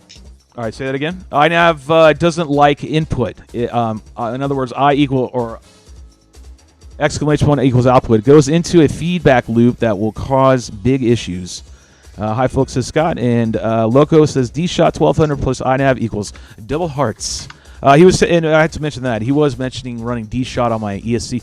I'm not going to get into all that right now. I'm just going to keep this very cliff note, very basic to get people along the way to getting some success with flying their shit. We're bypassing this step of picking the right ESC loadout. We're not going into all that detail. There are videos to go and to your heart's content to get in more detail. We're giving you the very basic stuff, the steps, the major ones that you have to cross in order to make yourself successful and get this thing done in the air. Because it did work. What ABBA's talking about, we went through all this process twice, 2 different frames, and it worked. And we're starting to do it on the Nano. It's working as well. So we've gotten to assemble, we've gotten to orient, we've gotten to where we're at now, which is servo outputs. Yeah. And where to switch them. Let me say one thing, or actually a couple things about the stabilized mode and the defaults that are not in INAV that people need to do to be able to see the proper movement. Because if you just do stock and do what we were saying, first, you're going to have minimum movement, which you can still do it. But in order to set it up like it's a manual wing with just servos, you have to go into the CLI and type in get GET, then the space bar, and then inclination. Stock inclination for roll and pitch is 300. You need to set it at 600. That's the first thing. Now, after you do that, you need to go back to the PID page and make sure the roll and the pitch are around 300 or 250. I think stock is like one is 300, the other one's 200 or something. You want both of them to be the same, just like your servos in your regular. So what we should do, Abba, is get you into make a video and I could totally do that. with showing the screen. You know, we did this on the F1 FPV show way back in the day where we did black box. So Patrick sat here and we did the black box and blah blah blah blah. And it was actually very informative. I think you should do something like that because to show them all, there's some commands that you are going to have to enter in CLI. And if you have done command line interface before, which like old Clean Flight or anything else in the past, or even current, because I know I still do it, you need to know that. So what I'm getting at is people that are wanting to run iNav know that you're going to have to do all this stuff. This is not like Vector. It's easy. You just got to know what it is. But I know, but it's still a hurdle that some might not want to cross because it is, even though the price point is very good, it's very, very appealing.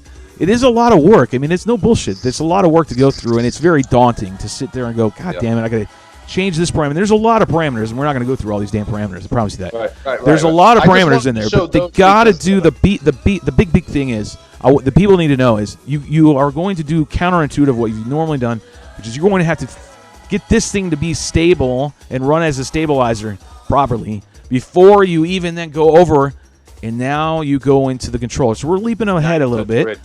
We're leaping ahead a little bit. Now we're going to bring in after you've gone through all that, and there's some little steps in between. The commands, you need to enter some parameters you're going to need to change. We'll get that info out to you. Now let's say we're bringing in the controller. So we've tested everything. We got everything right. Everything's working right according to me, moving the frame manually. Now I'm going to be ready to start bringing in my controller. What's the first thing I need to understand now? Well, after that, you turn on your controller and you go to roll right. And if you don't have a high five on the roll right, you don't change it in iNav. Okay, so now if you change it in iNav, you're just screwing up the stabilizer. So let me go back into layman's terms. So what he's saying now is now we're going to go ahead and turn on a controller, and now we're going to check for movement. I'm going to make sure my shit's working right. When I go left, it better be showing me left, and vice versa. And all my pitches, pitch up, pitch down, making sure my elevons are doing what it needs to be doing. And if it is not doing it now... If it is not, you do it in the radio. You do it in the radio. Your outputs page. Yep. If you're running a Tyrannus or a T16 jumper or even a Spectrum for that matter, you go into your outputs page and you hit reverse servo. Yep. Reverse whatever it is. You only have two to choose from if you're working on a wing. And reverse one doesn't work, turn it back and reverse the other and so on. You only have three options, and then that's it. Right. It will then do it. You don't worry about going back and trying to mess with anything in iNav. Yeah, you just set after it's stabilized. Yeah, after it's stabilized, it's finished. Now you're bringing in the controller because you got to work on the controller. So now you've gotten that set up, and you're like, okay, I've had to reverse this one, and now everything's working great. Stabilizer I already know works, and now my controls are working great, and now I'm ready. I want to do what? What's the next big one? After your servos, you want to do your inputs as far as your modes. You want to do your arm switch. You want to do your return to home. You want to do your. So now's the time where you want to incorporate all your angle. You want to incorporate all your modes, and your arming switch, a tune or a trim. There's one called servo trim that you're going to have to put on. Do not do auto tune. You don't need auto tune. Absolutely blows. Do not do auto tune. So don't do auto tune. It is looking like you want to do it. You're like, oh, auto tune. That sounds great. I'm going to try some of that. No, don't do it. Don't do it. You want to see it even says servo auto trim. That's the one you want. Yeah. You want an arming switch. You want that one on. You want that auto trim on a switch. Then you want a modes on a switch, and your return to home on its own switch, independent to everything else. You really want to have that. And however you do it, it's up to you. It's really up to you. It's preference. It's whatever. Blah blah blah. I have my RTH on a 3 position. Pull all the way back. It's RTH. It's coming home. Middle is horizons, just so I can make sure everything's honky dory. And then full forward is manual, which is damn near 99% of the time I'm flying. That's what I'm in. And even on these long ones. Acro mode. Yeah. And then there's it's built in. If you have channels to do acro, I would do acro. But starting out in iNav, you want to have manual, horizontal or angle, and return to home. Those are the 3 modes that you want to have. All right, so now we've gotten that controllers. Controllers are like, yay, happy, everything in iNav. So happy, we're all good. And if you don't know how to make it happy, go look on YouTube, find out some shit. They'll tell you how to do subset, or ABBA might put out a video. And so after that step, what's the next big thing we're getting ready to? Because like I said, there's multiple steps. This took a long time. What was the next step after that? So we got the switches working, everything's working right, we've checked it, yada, yada, yada. Now I'm ready to fly. I'm ready to launch. Are we ready to launch yet? You are. I'm gonna need you to work on Saturday. You're going with this, Shelby. So, if it were me, knowing what I know now, I would say you got to do a couple of the. So in mini quads, I know a lot of people didn't come from mini quads. You have the PID controller. Well, in iNav, you have what they call a PIF controller, PIFF. And the FF just stands for feed forward. Don't get scared about that. Feed forward just stands for Ds, essentially. Yes, and it is. That's true. That's a good point. Let's bring it up real quick. We're not going to hang on because that's a whole subject. Is what feed forward is if you put so say you have your deflection in manual mode. Say it goes up at 1/4 of an inch, down 1/4 of an inch, and then you go into a stabilized mode and you go to move your sticks and it only moves a little bit, and you're like, what the fuck's going on? Well, in order to make the deflection in a stabilized mode bigger, you have to move up the feed forward number. So here, let me put it in layman's terms because a lot of people like to get jargony. Here we go. Listen. What he's saying is when you're in state, when you put I put an input and I want it to bank left, and my elevons need to do something, and they need to go like this, so I can bank left. If this is wrong, fuck off. But either way, so does that make sense? I put it in a left, and I'm going to go left, okay? And when I hit stabilize mode while I'm holding this angle with my sticks, this is the PIF thing. This is the F, the fucking F. This is the FF, the fucking okay, the fuckers. D. It's like a bounce, right? It's like a bounce. Yeah. In the D, in PID is on a quad. The D is the derivative. It's the bounce back. When you used to flip around, the D, if it was sloppy, would allow you to boing, boing, boing, boing. Okay? If it was too low. If it was too high, it would be like really snap it. And you had to find that middle area. Well, the PIF's the same kind of concept. Once those servos are in that motion, right, in that angle, it's activated. When you put it in a stabilized mode, you're looking to see if it goes doink, a D, a bounce. You're looking for that bounce. Right. And if there's a bounce in it, you need to get it out of that. You need to dial it out by going into the feed forward. More or less right. You need to just jack it. And I went back to my pay tuning video, like I did, and I just made a massive increase. I went way up. I wanted to see what it did. And that way I'm not sitting here going 2 at a time, check it again, 2 at a time. Bullshit. Jack that up on the first one to see if it does what you want it to do right away, which was, hey, is it still bouncing or did it stop it? And in my case, it did, and then you just fine-tune it. And that way, when you engage these things, you don't have this change in deflection just by merely hitting the switch. It won't do that. It will just be like, I'm in this motion right here, and I hit horizon. Okay. And my servos didn't do anything. Perfect. That's what you want. Or I hit this, it's RTH. Okay, good. It didn't bounce and make my frame do this in flight. It just held it there and it goes, oh, okay, RTH. Oh, all right, let's fly home. Yeah. Fly home. So I guess the key is when you go from manual to a stabilized mode or RTH, you want the deflection of manual mode to be the same as the deflection of a stabilized mode.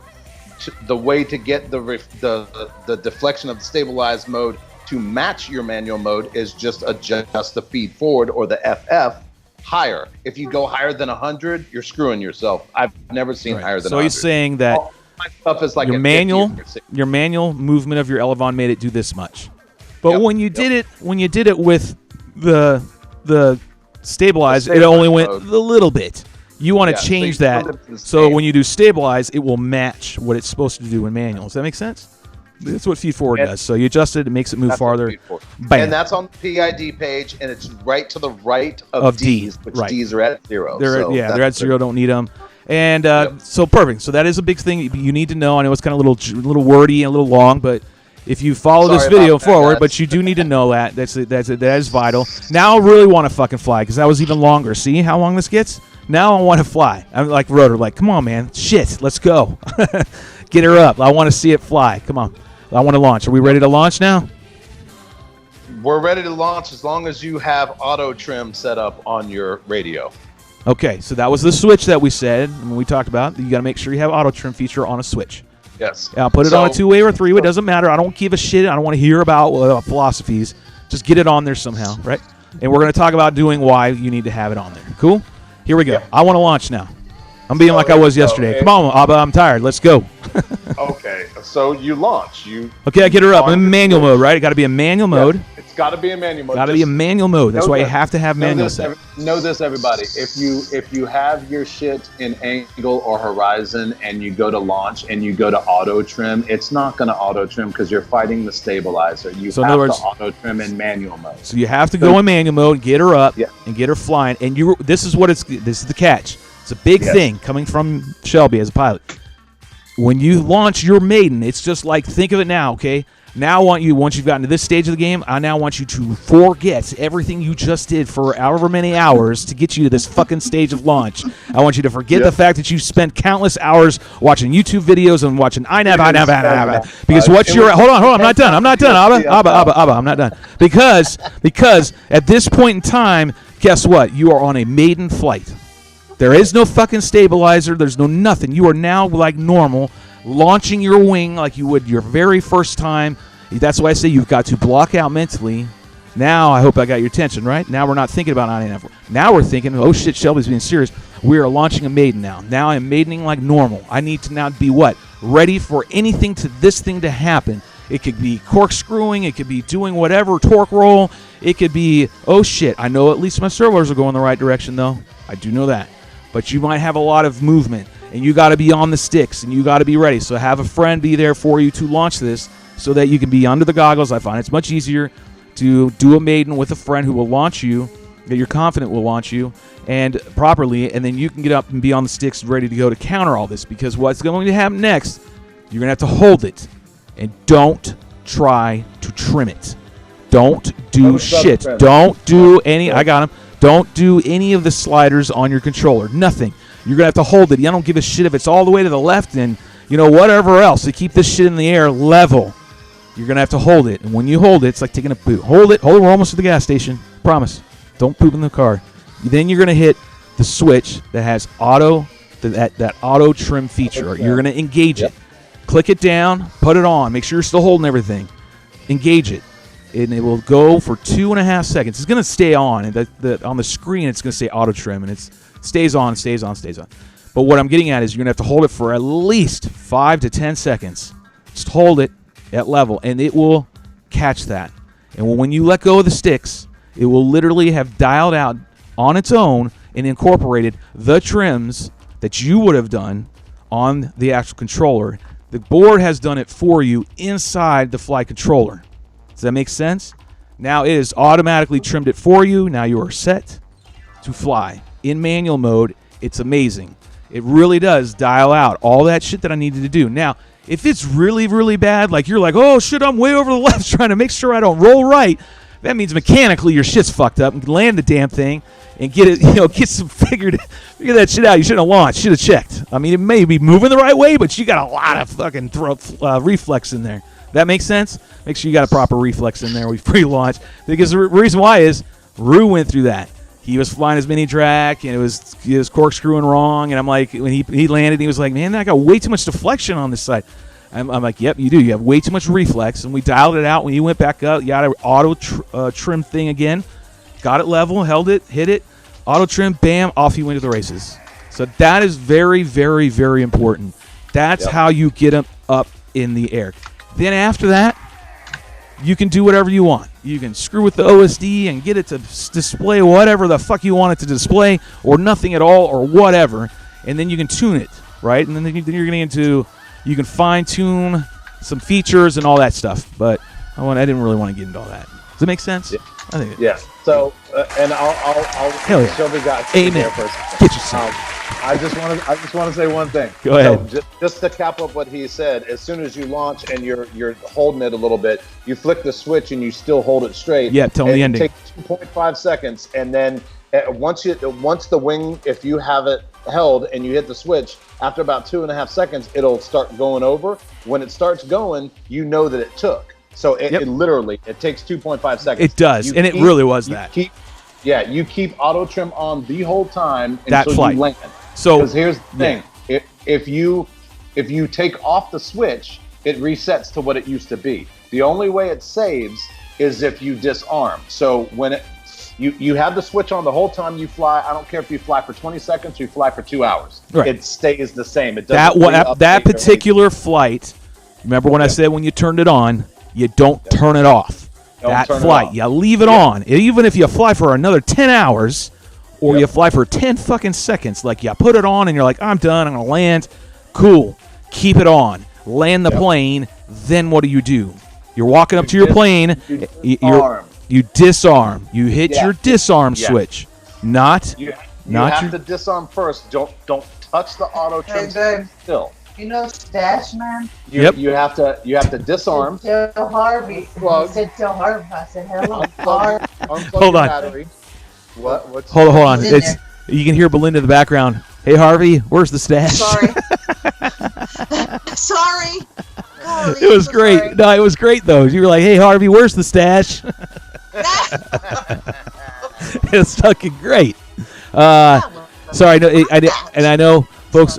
Just to let you know, Rotor's a little under the weather right now. Won't get into that, divulge any of that personals, but he's just not feeling his uppity normal self. So if he seems a little long and not as giggly and laughy and that charming guy that he always is that we love, it's just because he's got some achy aches. So just letting you know. But anyways, continue. What were you saying? Okay, I got lost. the Marty, only you still thing awake? I was saying is, as soon as you land, you disarm, you unplug your battery, and then you turn your auto trim switch to the off position. Right. So now the this is next time you plug it in, it saves. It's already saved once you disarmed. right. But I go an extra step further and take out the battery and then hit the switch, because if you go to fly, well, in 1.9.1 and before, if you had it on when you plugged in your plane and you jiggled your shit, it would automatically auto-tune to that. So In it doesn't do that. It's like anymore. learning how to ride a bike. This is what I'm going to get at. So in a nutshell, it's like learning how to ride a bike. You can do it, and you're going to get there, but you're going to have to learn how to balance and then all this other yada, yada, yada. And there's some procedures, and this is one procedure which is very important. This is the last one, which is when you have you trimmed it, auto, and you continue your flight. And you're in manual, and you're going to find out it flies amazing that way. It's not doing anything other. It's trimmed it for you. It's fucking great. I mean, if it's still out of balance, like meaning it's got a torque in it, it's going to do the torque. Like it's not like what you're thinking. Like, oh, it's still in stabilized mode, man. No, it's not. It's in the manual mode. It's manual, and it's going to trim it to get it to fly level. But if you got a twist in your wing or you got some shit like that, it's still going to go and dip dive and do whatever. Just want to make sure that's abundantly clear. So you've done your auto trim, and you come down, and you've got my auto trim on. This is my flight where I've trimmed it. This should be your very first flight. You turn around, you land. I suggest get it done, maybe a minute, no more than that. Don't waste the pack because you're going to be doing this a couple of times. Just get her up, flicker an auto trim, fly around. Make sure you do it when you're level. It really is a couple seconds. It will then just grab you like, holy shit, this is amazing. And you just fly it around and bring it around and land. Once you land, leave your sticks alone for just a second. Just Shelby said stop. Just stop. And then go, he said disarm. Now, once you hit disarm, which you probably normally do, a lot of you guys and gals have your shit on disarm. I don't have it on an arming switch normally. So just disarm. Technically, the truth is, it will save once you've done that. It will save your auto. It will save the trim that it did. Even though, and your switch is still activated on auto trim, but you've disarmed it. Go ahead and click it off. Just go ahead and put it back up forward. I put it forward. Everything forward is Shelby getting ready to rock shit. Go forward. Just put it on forward. That way, when you go to plug in next time, it's not on. Okay, you don't want it to be on because the computer's going to go, oh, hey, it's time for the auto trim again. It's going to disregard what it just did before. It's like, okay, I'm waiting. So don't do it. Just so that there you go, and then you're ready to go. I mean, you really are. That now means next time you plug in, you're going to just do like normal, kick it in manual, wait for the satellites, launch the bitch, go, there you go. You're going to fly it, take off like normal, like a normal wing. But when you are doing a long-range flight, now you're going to be confident you can test the return home, and you're going to test the horizon. You're going to make sure all that's working. If it's not, there's ways to go in there and adjust it and make sure it is flying properly. You can watch videos on those, correct, ABBA? Maybe you can put out a video on it. And with I'll make one. Yeah, with some finer details. And if ABBA does that, we'll make sure to promote that here on the channel and make sure and point you guys to his stuff. Because that is something I think some people are going to, maybe a new updated version. There's a guy who's from Europe that puts them out, and that's the one I watched and had a lot of views. And I think it's a little more cleaned up, a little more understandable, would be cool. And with some more visuals. That would be awesome. I think that's what's needed. Just easy, short, and sweet, cliff notes, bing, bang, boom, get me there. I want to get, everybody's like this. This is the way it is. This is the reality. And humans just want it, instant gratification. They want it done. They want to spend all damn fucking day, 3 days. Right, Marty? 3 days? That's why everybody Three flies days. wings with 3 days. servos. That's why most people don't fly with flight controllers. To be honest, but but once you know the setup, yeah, it'll take you 5 minutes the next time to do it. Right. And, I mean, once you got to learn how to ride the bike, then you can just hop on and ride the bike. You don't think about all those times you learn how to balance and do all yada yada yada. True, because the more you do it, the more repetition you ride it, the better you're going to get. So it is something you're going to have to learn, and that's what I'm getting back to before. The price point is it's a very good price point. It's very attractive, and the GPS corresponding puck that you need to get, it's very cheap. I mean, it's only another $29, I think it was, Get FPV. Shout out for them. And their shipping, by the way, was very fast. I was expecting a longer one because of the pandemic, but it wasn't. It got here in 3 days from Florida, which is, I think that was pretty awesome. Give them applause on that one. And Get FPV. And I think all in it was like $80, somewhere around there, for a complete setup that works. Hell of a lot less expensive than Eagle Tree. It's a less expensive, but it is a lot more labor intensive. You got to be willing to go through a lot of tuning and making adjustments, just like you do on a quad. So if you're in a quad and you are already in wings, like you're a bi-flyer and like ABBA, you might be fine with it. You might be the whole iNav setup might work for you. And because I'm telling you, see, babe, you could do it. It works, yeah, exactly. Harvey could totally do this. He could grab a board, put it on yours, Belinda, and put it on your ZXL and give you the full functionality of really allowing that frame to do what it can do. Like you're flying it in a confined. So by the way, when we come back from commercial, we're going to be showing one of her videos with the ZXL. Can I say one you last can't say one more thing. You said a lot of things. What do you want to say? I just want to say the one good thing about iNav now with the flight controllers with Matex is the newer F722s and all that shit, they go up to 8S. So if you have a Demon that you want to fly 8S instead of and having an OSD and all that shit, you could buy a $40 or $49 flight controller, go 8S, and still have an OSD and everything. So that's another pro to having iNav, even if you're going to fly it just in manual. That's another. I mean, here's my thing. I go back to still my roots. My roots are like I don't. When I'm doing freestyle, I don't want any flight control. I don't want any more mess in there. I don't want anything. I want to cut and dry. I just like putting on my skis. I don't need much more than my skis and my boots, and sometimes I don't even want my damn poles. And just go. Does that make sense? And then sometimes as a skier, you need your poles. A lot of times you see them with poles. And, that's kind of what I see like with flight controller. You need the damn poles and keep everything going. I only use them for applications where I really need them, where I want return to home. Like I'm confident in myself as a pilot. I am not that good at LOS. I suck at it. And I have bad vision when it comes to seeing shit far away, especially a teeny little spot, like knowing which way it's coming back. So I need something when I'm doing some distance runs or I'm doing, all this other stuff that I really, really love to do, like cloud surfing at 399 feet. It's amazing how clouds are low these days. At 11 and 15/16. Yeah, 11 and 15/16. I wasn't even ready for that one again, Morty. You said that earlier in rehearsals. But it's really cool. It's here's my thing. The Vector is an amazing product. It really is. It's years and years of development. They went through trial and error and a lot of feedback from the community, and they really put it out a great product. I had nothing against them, except it is pricey. It costs a lot of money. And if you have a flyaway, damn it, that hurts. I mean, that is one of the things you're thinking about in the top 3 when it goes down is my fucking Vector was in that. You hear it all the time. My Vector was in that. And you get pissed. You'll say, I lost my frame. Guess what? I had a GoPro, I had a Vector. That's literally what you'll hear from people. That's $1,000. Yeah, man. It's the list of what goes down when you go long range. Yeah, right, Rotor? Yep. It's crazy. It's a lot of money.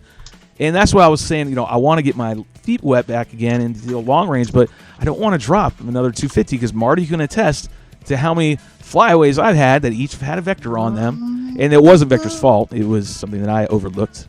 But here's another thing. The points that ABBA has been making about going through these steps and doing it the proper way, what it did was it bred success. We had successful flights. And Rue brought it up during these flights today. We had mishaps.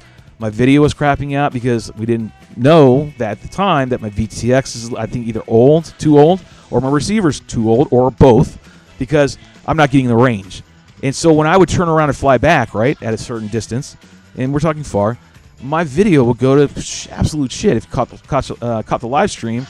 What did Rue tell me? He's like, man, it's kicking an RTH. We tested it. It works. It's golden. And he was right. Bam. Slam it at RTH. Wait for it to come back. Here it is. There it is. Bam. Just like Vector, it did exactly what it said it was going to do. And it was spot on. Like, these GPSs that are out now are great. They are fantastic. Like, it's acquiring 20 satellites. I mean, it's pinpointing the shit out of it. And it was flying directly over my head and just kind of hanging around. And until I, reoriented my antennas and, with my shitty receiver VTX and got some video, bam, I was right back at it, went right back out and kept doing it again over and over. Test. It was reliable. It was completely reliable. So if you're in the market for it, get it. If you're wanting to do some long range and you don't want to spend a fortune, get it. If you got a husband who is a buy flyer, and that would be Harvey, tell Harvey, don't be a lazy ass. Go fucking buy one of these and put it on, your wife's frame. The ZXL. I really think these, I don't know about you, Brohim, I know you really hate fucking flight controllers, but when you're doing long range and a big frame like an 80, would you think a flight controller would help with some help in aiding getting her home if she wanted to really stretch out and really, for that application? Because, I mean, that's really what I use it for. Yeah. Yeah, I mean, let's face it. You're not going to fly down the highway and reach street signs to get home, so. Unless you're running a pair. This is almost like my disco does the same thing, right? Your disco, you could fly down the street and read street signs at 20 miles away. But she goes up and returned to home, and then she just comes back and she just circles over until I'm ready to take the. Yeah, Paradisco does do exactly that. That's it's kind of like a DJI Phantom. Is the board on? Yeah, but the thing is, have you done any cloud surfing yet? No. Do you want to do cloud surfing? Yes. Because that frame that you have is like, it would be wonderful for that. It's huge. It's mammoth. Yes. That thing's beautiful. That thing is it's just made for going up there. And that's why you need to have like a 722. She really well. Yeah, I mean, Belinda, that she will handle that wind up there like it is nothing. She just be like a fucking land yacht, just the whole time. Put a big ass folding prop on that thing. Yeah. Put it up in the air and turn the motor off. You should be up there for days. You'd be up. Oh, and this is a point to the frame on the Velocity 48. So remember when I said Chris and I sat down? His conception was Chris and I sitting down talking on the phone. What do I want out of frame? And I told him exactly what I wanted. Again, the testament to Mr. Click and his ability and his engineering to give and produce exactly what I asked for again. Which is, it showed that 48 is exactly perfect for medium range FPV cloud surfing. This bitch will cut throttle and it will float forever up there. It just hangs around all damn day long. You would swear that the motor's running, but it's not. It is just fucking gliding around and cruising through the air and loving every second. I mean, I can't tell you. I mean, you can tell my excitement, right? My energy right now is up because it was truly amazing. And Rue was there the whole time today. Michael Scott Rue was over there in Chattahoochee. And he was saying, he was like, God, he kept making comments like, holy crap, this thing is still. We dead sticked it for, I think it was 10 minutes, maybe 15 minutes. Wow. Yeah, forever. It was just up there, just hanging around. 399 feet, that's a long. It's a long ways down. Like when you can go up, and we're not going to quote numbers here. When you're going, 399, 11 inches, and 15, 16, it will go forever. It just kills it, and it goes. And again, I asked Chris, this is what I wanted, a frame, the freestyle, give me some medium range, give me some cloud surfing proximity, kind of wrap it up into this size and through numbers and all that. And it delivers. You can run various sizes. You can run it 6S, a 4S setup. You can run it. And on 237s, which is what I wanted, and I asked them to have it for, it literally flies forever. 40 minutes. 40 minutes. Hanging around, dicking around, just doing whatever. It's truly an amazing bird. If you don't have one, and I know I normally don't shamelessly plug, but you've got to get yourself one. It is going to be worth the money. And throw an iNav in it. Seriously, throw an iNav in it. Be a little bit of a pain in the ass. ABBA is here to direct you and give you the instructions on how to do it, hopefully on a video.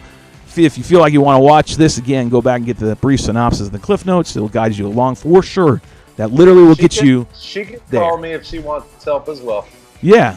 But what we're going to do now? Thank you. What we're going to do now? Abba, do you want to give anybody any of your social medias, any kind of outlet where they can reach you? Because we're getting ready to fade to commercial because we need a commercial for sure.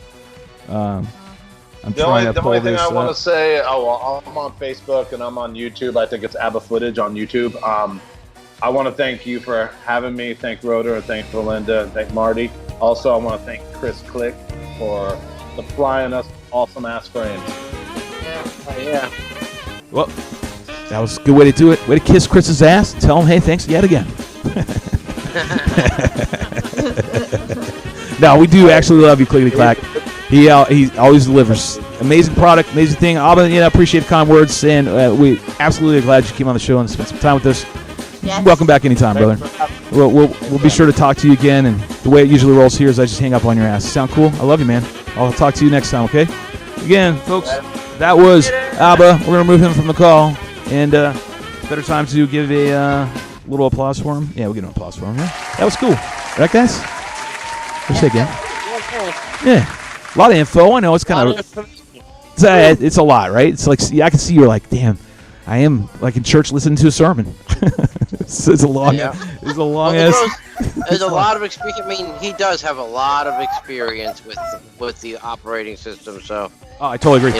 Totally agree. A lot of valuable information. I know a lot of people need that. Yeah, it's true, and it really is. I didn't want to chew up, tremendous amount of time. We went over a break, so we're going to take a next break. And we're going to come back and we're going to look at a couple videos, and be sure to come back because Belinda's videos we're going to show right now, coming out, this one that she just posted. But it is a lot of information, and you can spend hours going on Wiki and everything else, and GitHub, and reading shit and going through everything. And over the years, I always like to give everybody the cut and dry, like the real Cliff Note version of stuff. You know what I mean? Because I know you're not going to use it. But somebody's going to use this iNav, someone's going to be having it and just getting into it. And let's give them a resource where they can get a Cliff Note version, the gang version. At least you can compress. I mean, you can compress 3 days. Yeah. Of trial and error and figuring it out. And at least with ABBA, and he does a video, you might get it in like 8 hours. You might get it down in 1 day. Yeah, I think you can. I think actually you can get it even like your first run at it is going to be, for sure. It's going to be an 8 hour. I won't say 8 hours. Depends on how much you can grasp in all this, how much knowledge you have in computers and how they work.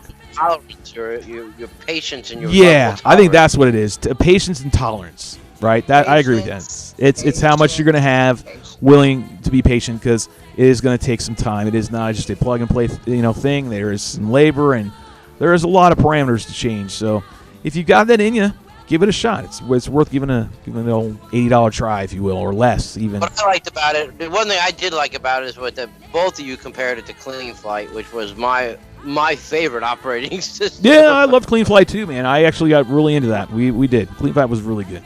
And that's literally what it is. It is just like Clean Flight, Rotor. There's no difference to me. It just says iNav. And that's it. And the quad's now a rectangle. When I build my 48 this summer, I might go that direction. I mean, I suggest if you have a 48, I would suggest thinking about it and not really pushing you either way. I'm 50-50 on it, because remember, I've done years. If we go flying together, at least I won't get lost trying to read street signs.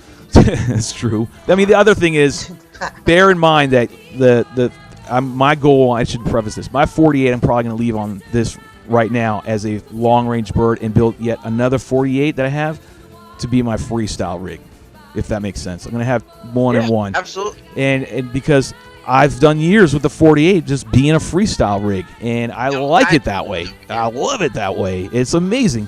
This is just an add-on. This is another part that I wanted to venture down and really check and test and see and how and all this other junk. And there it is. It's pretty cool. I'm actually going to keep it the way it is right now and fly it for a while in this state, and we'll see what kind of videos I get out of it. Nothing yet. Stuff's coming. I know a couple people are wanting me to get some good footy out of it, and it will happen. It's just not right now. I want to iron out some things. I got my VTX was an issue, my receiver was an issue. So there's a whole bunch of shit that goes along with doing long range, and you're doing an upgrade. So let's go ahead and take a quick commercial break. When we come back, we're going to start looking at some videos, and the first one up is going to be Belinda's. Is that cool? Sound cool to you, Marty? Yeah? Yeah, we need to read some comments, too. Yeah, and when we come back, we're going to check in all those comments. per Marty's instructions. Yes, sir. Yes, sir. All right, we'll be back in 5.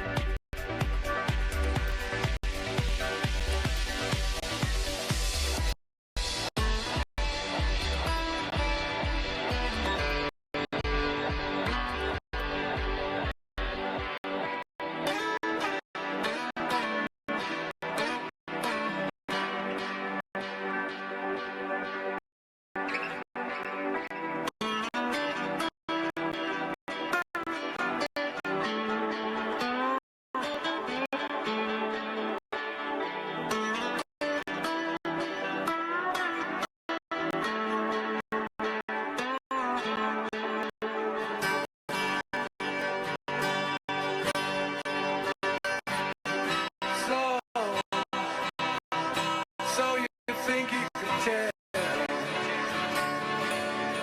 heaven from hell, blue skies from pain? Can you get a dream feel on a cold steel rail? A smile from a veil. Do you think you could tell?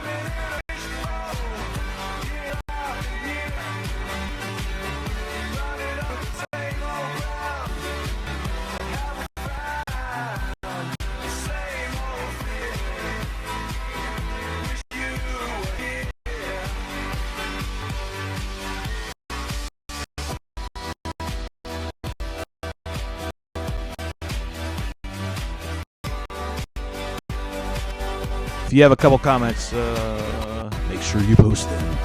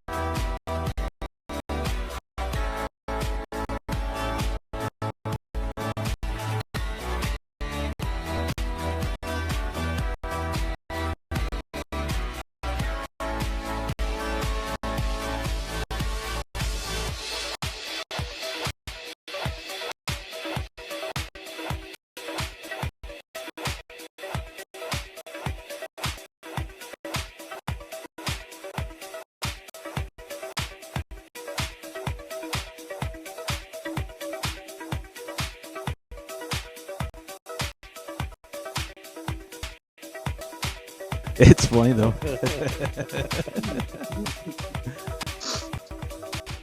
Sure, baby. Anything you want. That's funny. What's up, everybody? Let's get a better one. Yeah. What's up, everybody? Welcome back to the Drone Hangar. I gotta do it. I gotta try it. I promise. I can do it. And it's right here. It's gotta do it. I can't do the show without this song. This is becoming like the bench, like the background music, right? Rotor, you agree? Yeah. There you go. That's a better angle. Thank you, bro. And I just realized I didn't have the light on right here, the headlamp on. Yep, my phone died. You running the show through your phone? Yeah, my phone. Yeah, because I didn't want to chew up the bandwidth here.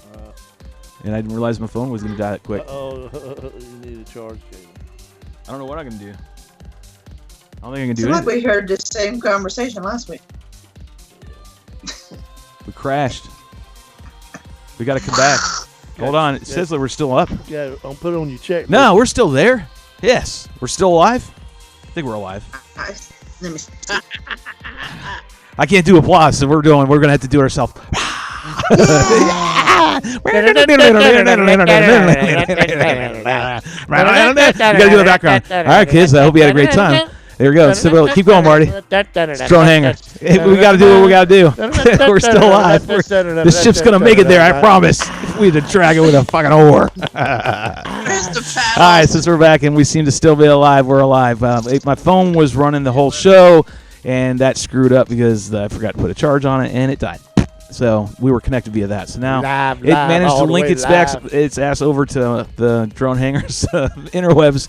So we're alive again. So, Marty, play the music. Yeah, so that's just the way it rolls here sometimes. Oh, that's it. That's all I got. Okay. All right. Well, anyway, so we're back in. We're going to be, we were talking with ABBA about the whole iNav system, and we were talking about, people had some comments. So we didn't get to chat to Kathy, so let's do that. Let's do that real quick before we go into a video real quick. Read me something, Marty. I don't have the Jeopardy theme song, but imagine that playing right now. Boom, boom, okay. No, you don't sing, Marty. You fucking read. Michael Scott Rue. Which battery should I use on the DRAC for long range? Boom, bum, bum, bum. Stashman FPV. Boom. I'm wanting to use. Nope, stop. One question. So, Rue was asking, and it's a very important question. I'm glad you brought that up. Rue wanted to know what's a good battery to run on the mini DRAC that's going to get him some good long range. Big one. But a big one is right. Big Lou, do you have one recommended? Anywho's. Can you spell that, Shelby? What's that? What did she say? I think I heard it. But it's in order. The answer to the question is, I don't know. Where you need to go is Right Wing Nation. That's where you're going to get a plethora of information, especially on the mini DRACs as far as long-range batteries. What I do know are the lithium ions, and I believe it's the 18650s that they run in various series. Is my right, Rotor, on that one? Doesn't Click make one like that? He makes one, doesn't he? Yep. Yeah, he does make them. Yes, he does. And he made them special order. They're not like mass-produced batteries, but I think they're like $300, aren't they? I mean, they're pretty expensive. Yeah, they're like 8,000, 10,000 milliamp batteries. Yeah. Wow. Yeah, but you go for a long time, man. You mean you're flying. You're going forever, man. That's a long time. Fucking those guys on West Coast flying fucking 40 miles out and 40 miles back. Yeah, that's ultra long range. That's I never got into that stage. Like, I haven't gone to ultra long range. I've gone long range, but not ultra long range, where it's you're 20 miles plus. You're going. It's insane. Dude, I was with this one guy. I was with this one cat. He's out there flying, and I'm like, I'm flying in the park, and I stop. I'm changing batteries. He takes his goggles off. He goes, gets a cup of coffee. He goes back. He's got the fucking thing just flying like it's in a loiter somewhere 20 miles away. You know what I mean? He's like getting coffee and a cigarette. Yeah. Getting his goggles back on. I'm like, what the fuck? Just watch Discovery Channel. What the fuck? Now we can play the Benny Hill song.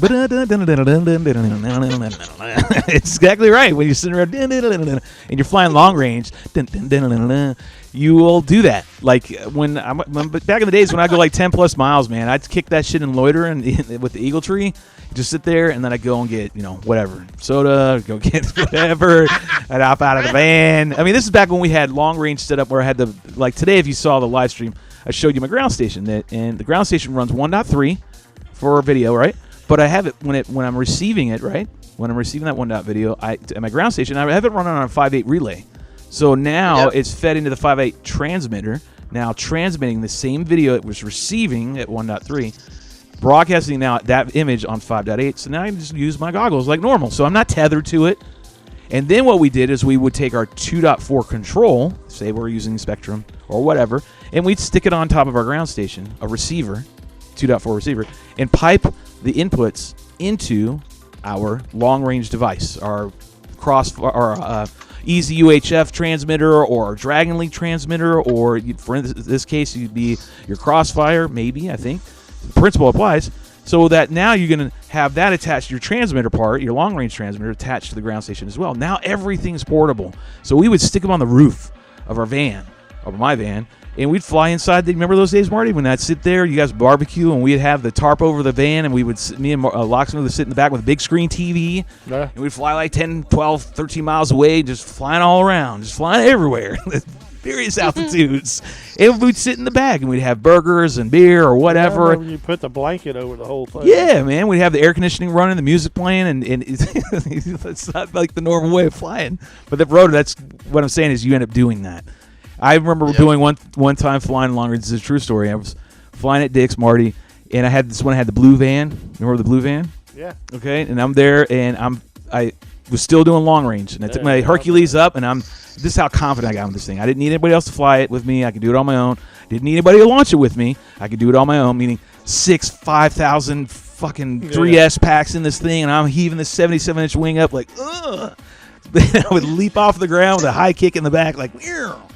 And I'd get it up in the air, and then I would fly for like 2 hours. One time I was flying, and I fell asleep. I leaned back, because I'm running my ground station outside. It's hot, summer day, so I'm inside the van with the air conditioning. And I lean back in the passenger seat. That's where I'm sitting, and I'm flying with my goggles on, and I'm just holding my transmitter, you know. Everything's getting relayed. I don't care. Everything's oriented, and it's on a tracker, so it's following it everywhere it goes.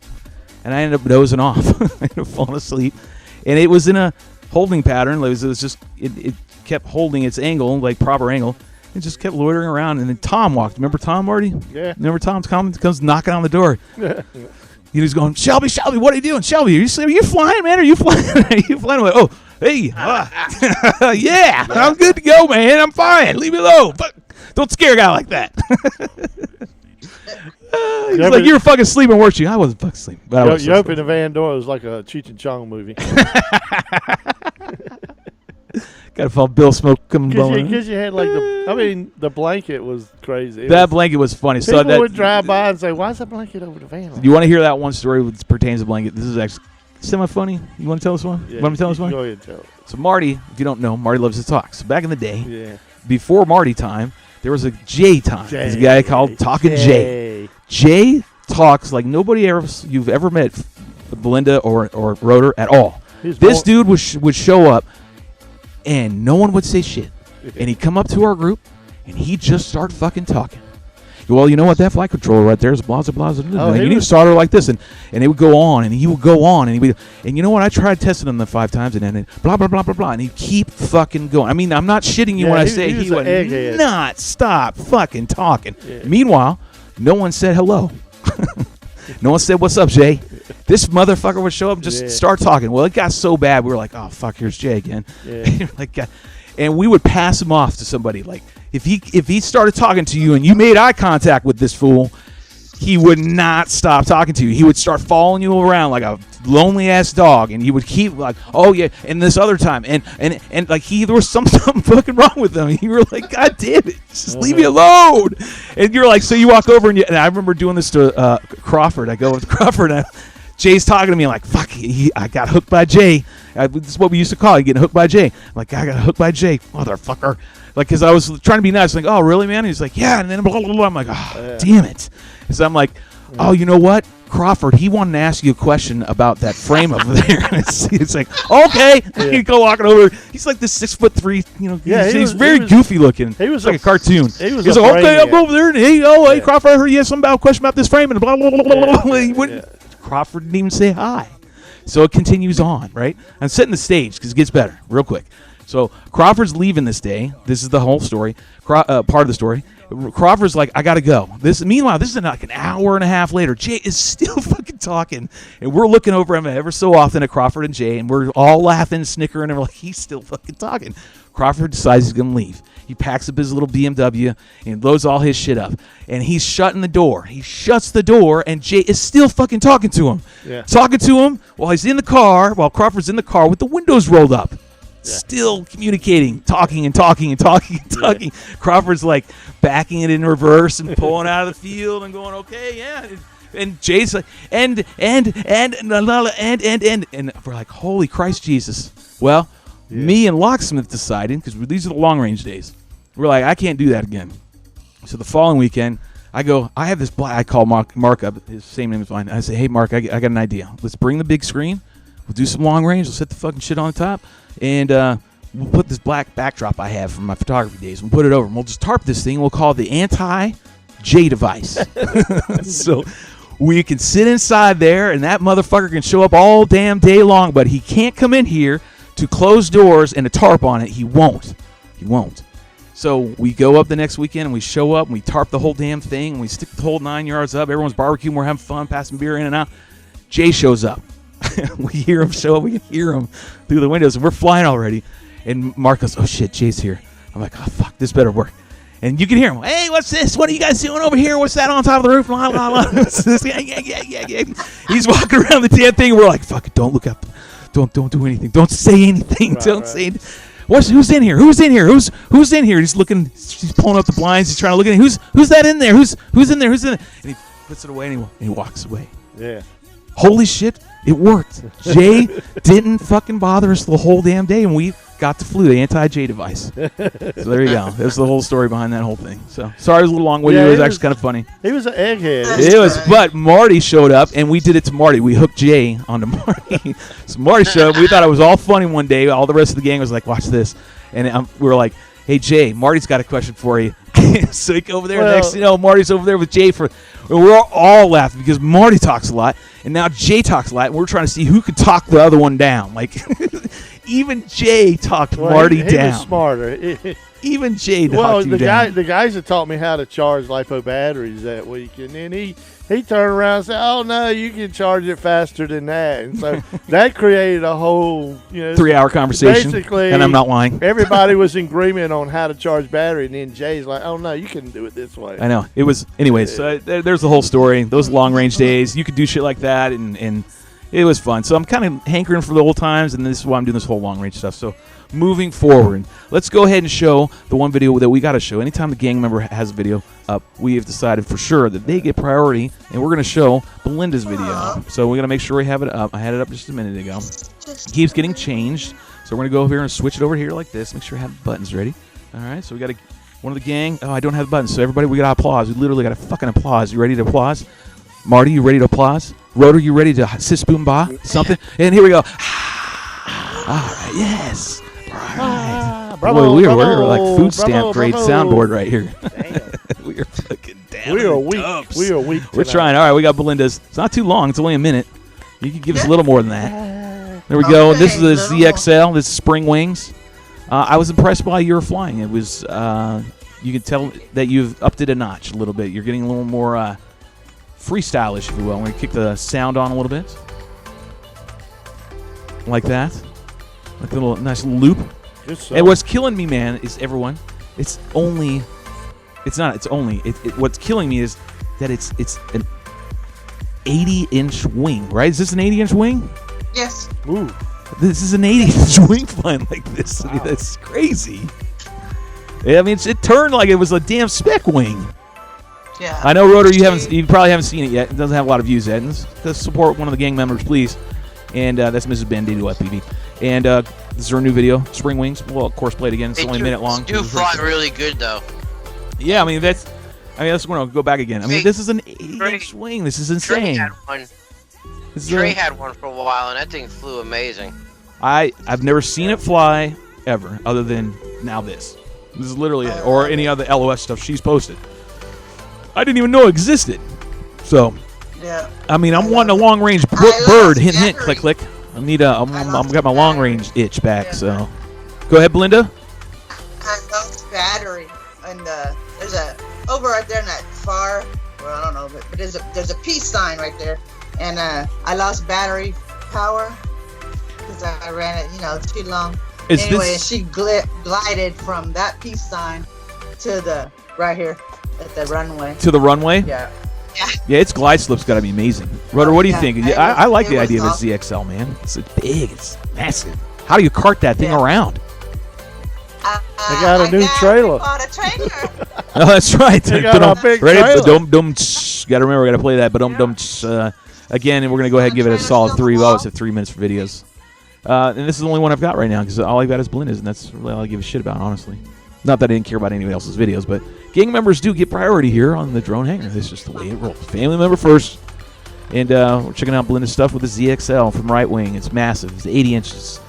She did a whole build series on it. She did she had a whole build vlog or build log, if you will, right, of the whole process, the painting, the whole 9 yards. It's the one with the 80s kind of artistic splatter paint, right? Am I correct? Yep. Yep. Yeah. That was a sexy frame, sexy paint job. So cool stuff. I didn't realize the XL could perform like that. It's Rotor. If you haven't seen it or you can't see it, sure to watch it. You'll be shocked. You'll be like, oh, no, dude. I've seen Trey put his under trees.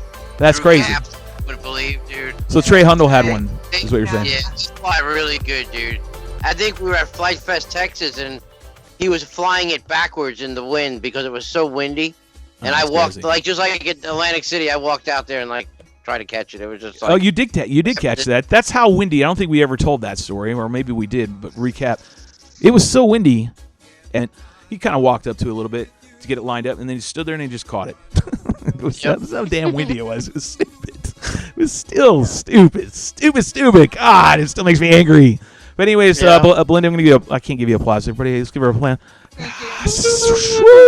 That was good stuff. Thank you. We would give you a lot more, but this isn't working, so I'm sorry. This is the way it is. But we can do this, and which is about time that I do. And I do like hearing it, but I'm sad to hear it because I know what it means. It means that, it's the show. I had a good time. Did you have a good time, Marty? Yeah, ball. I did too. What about you, Rotor? What did you like about tonight?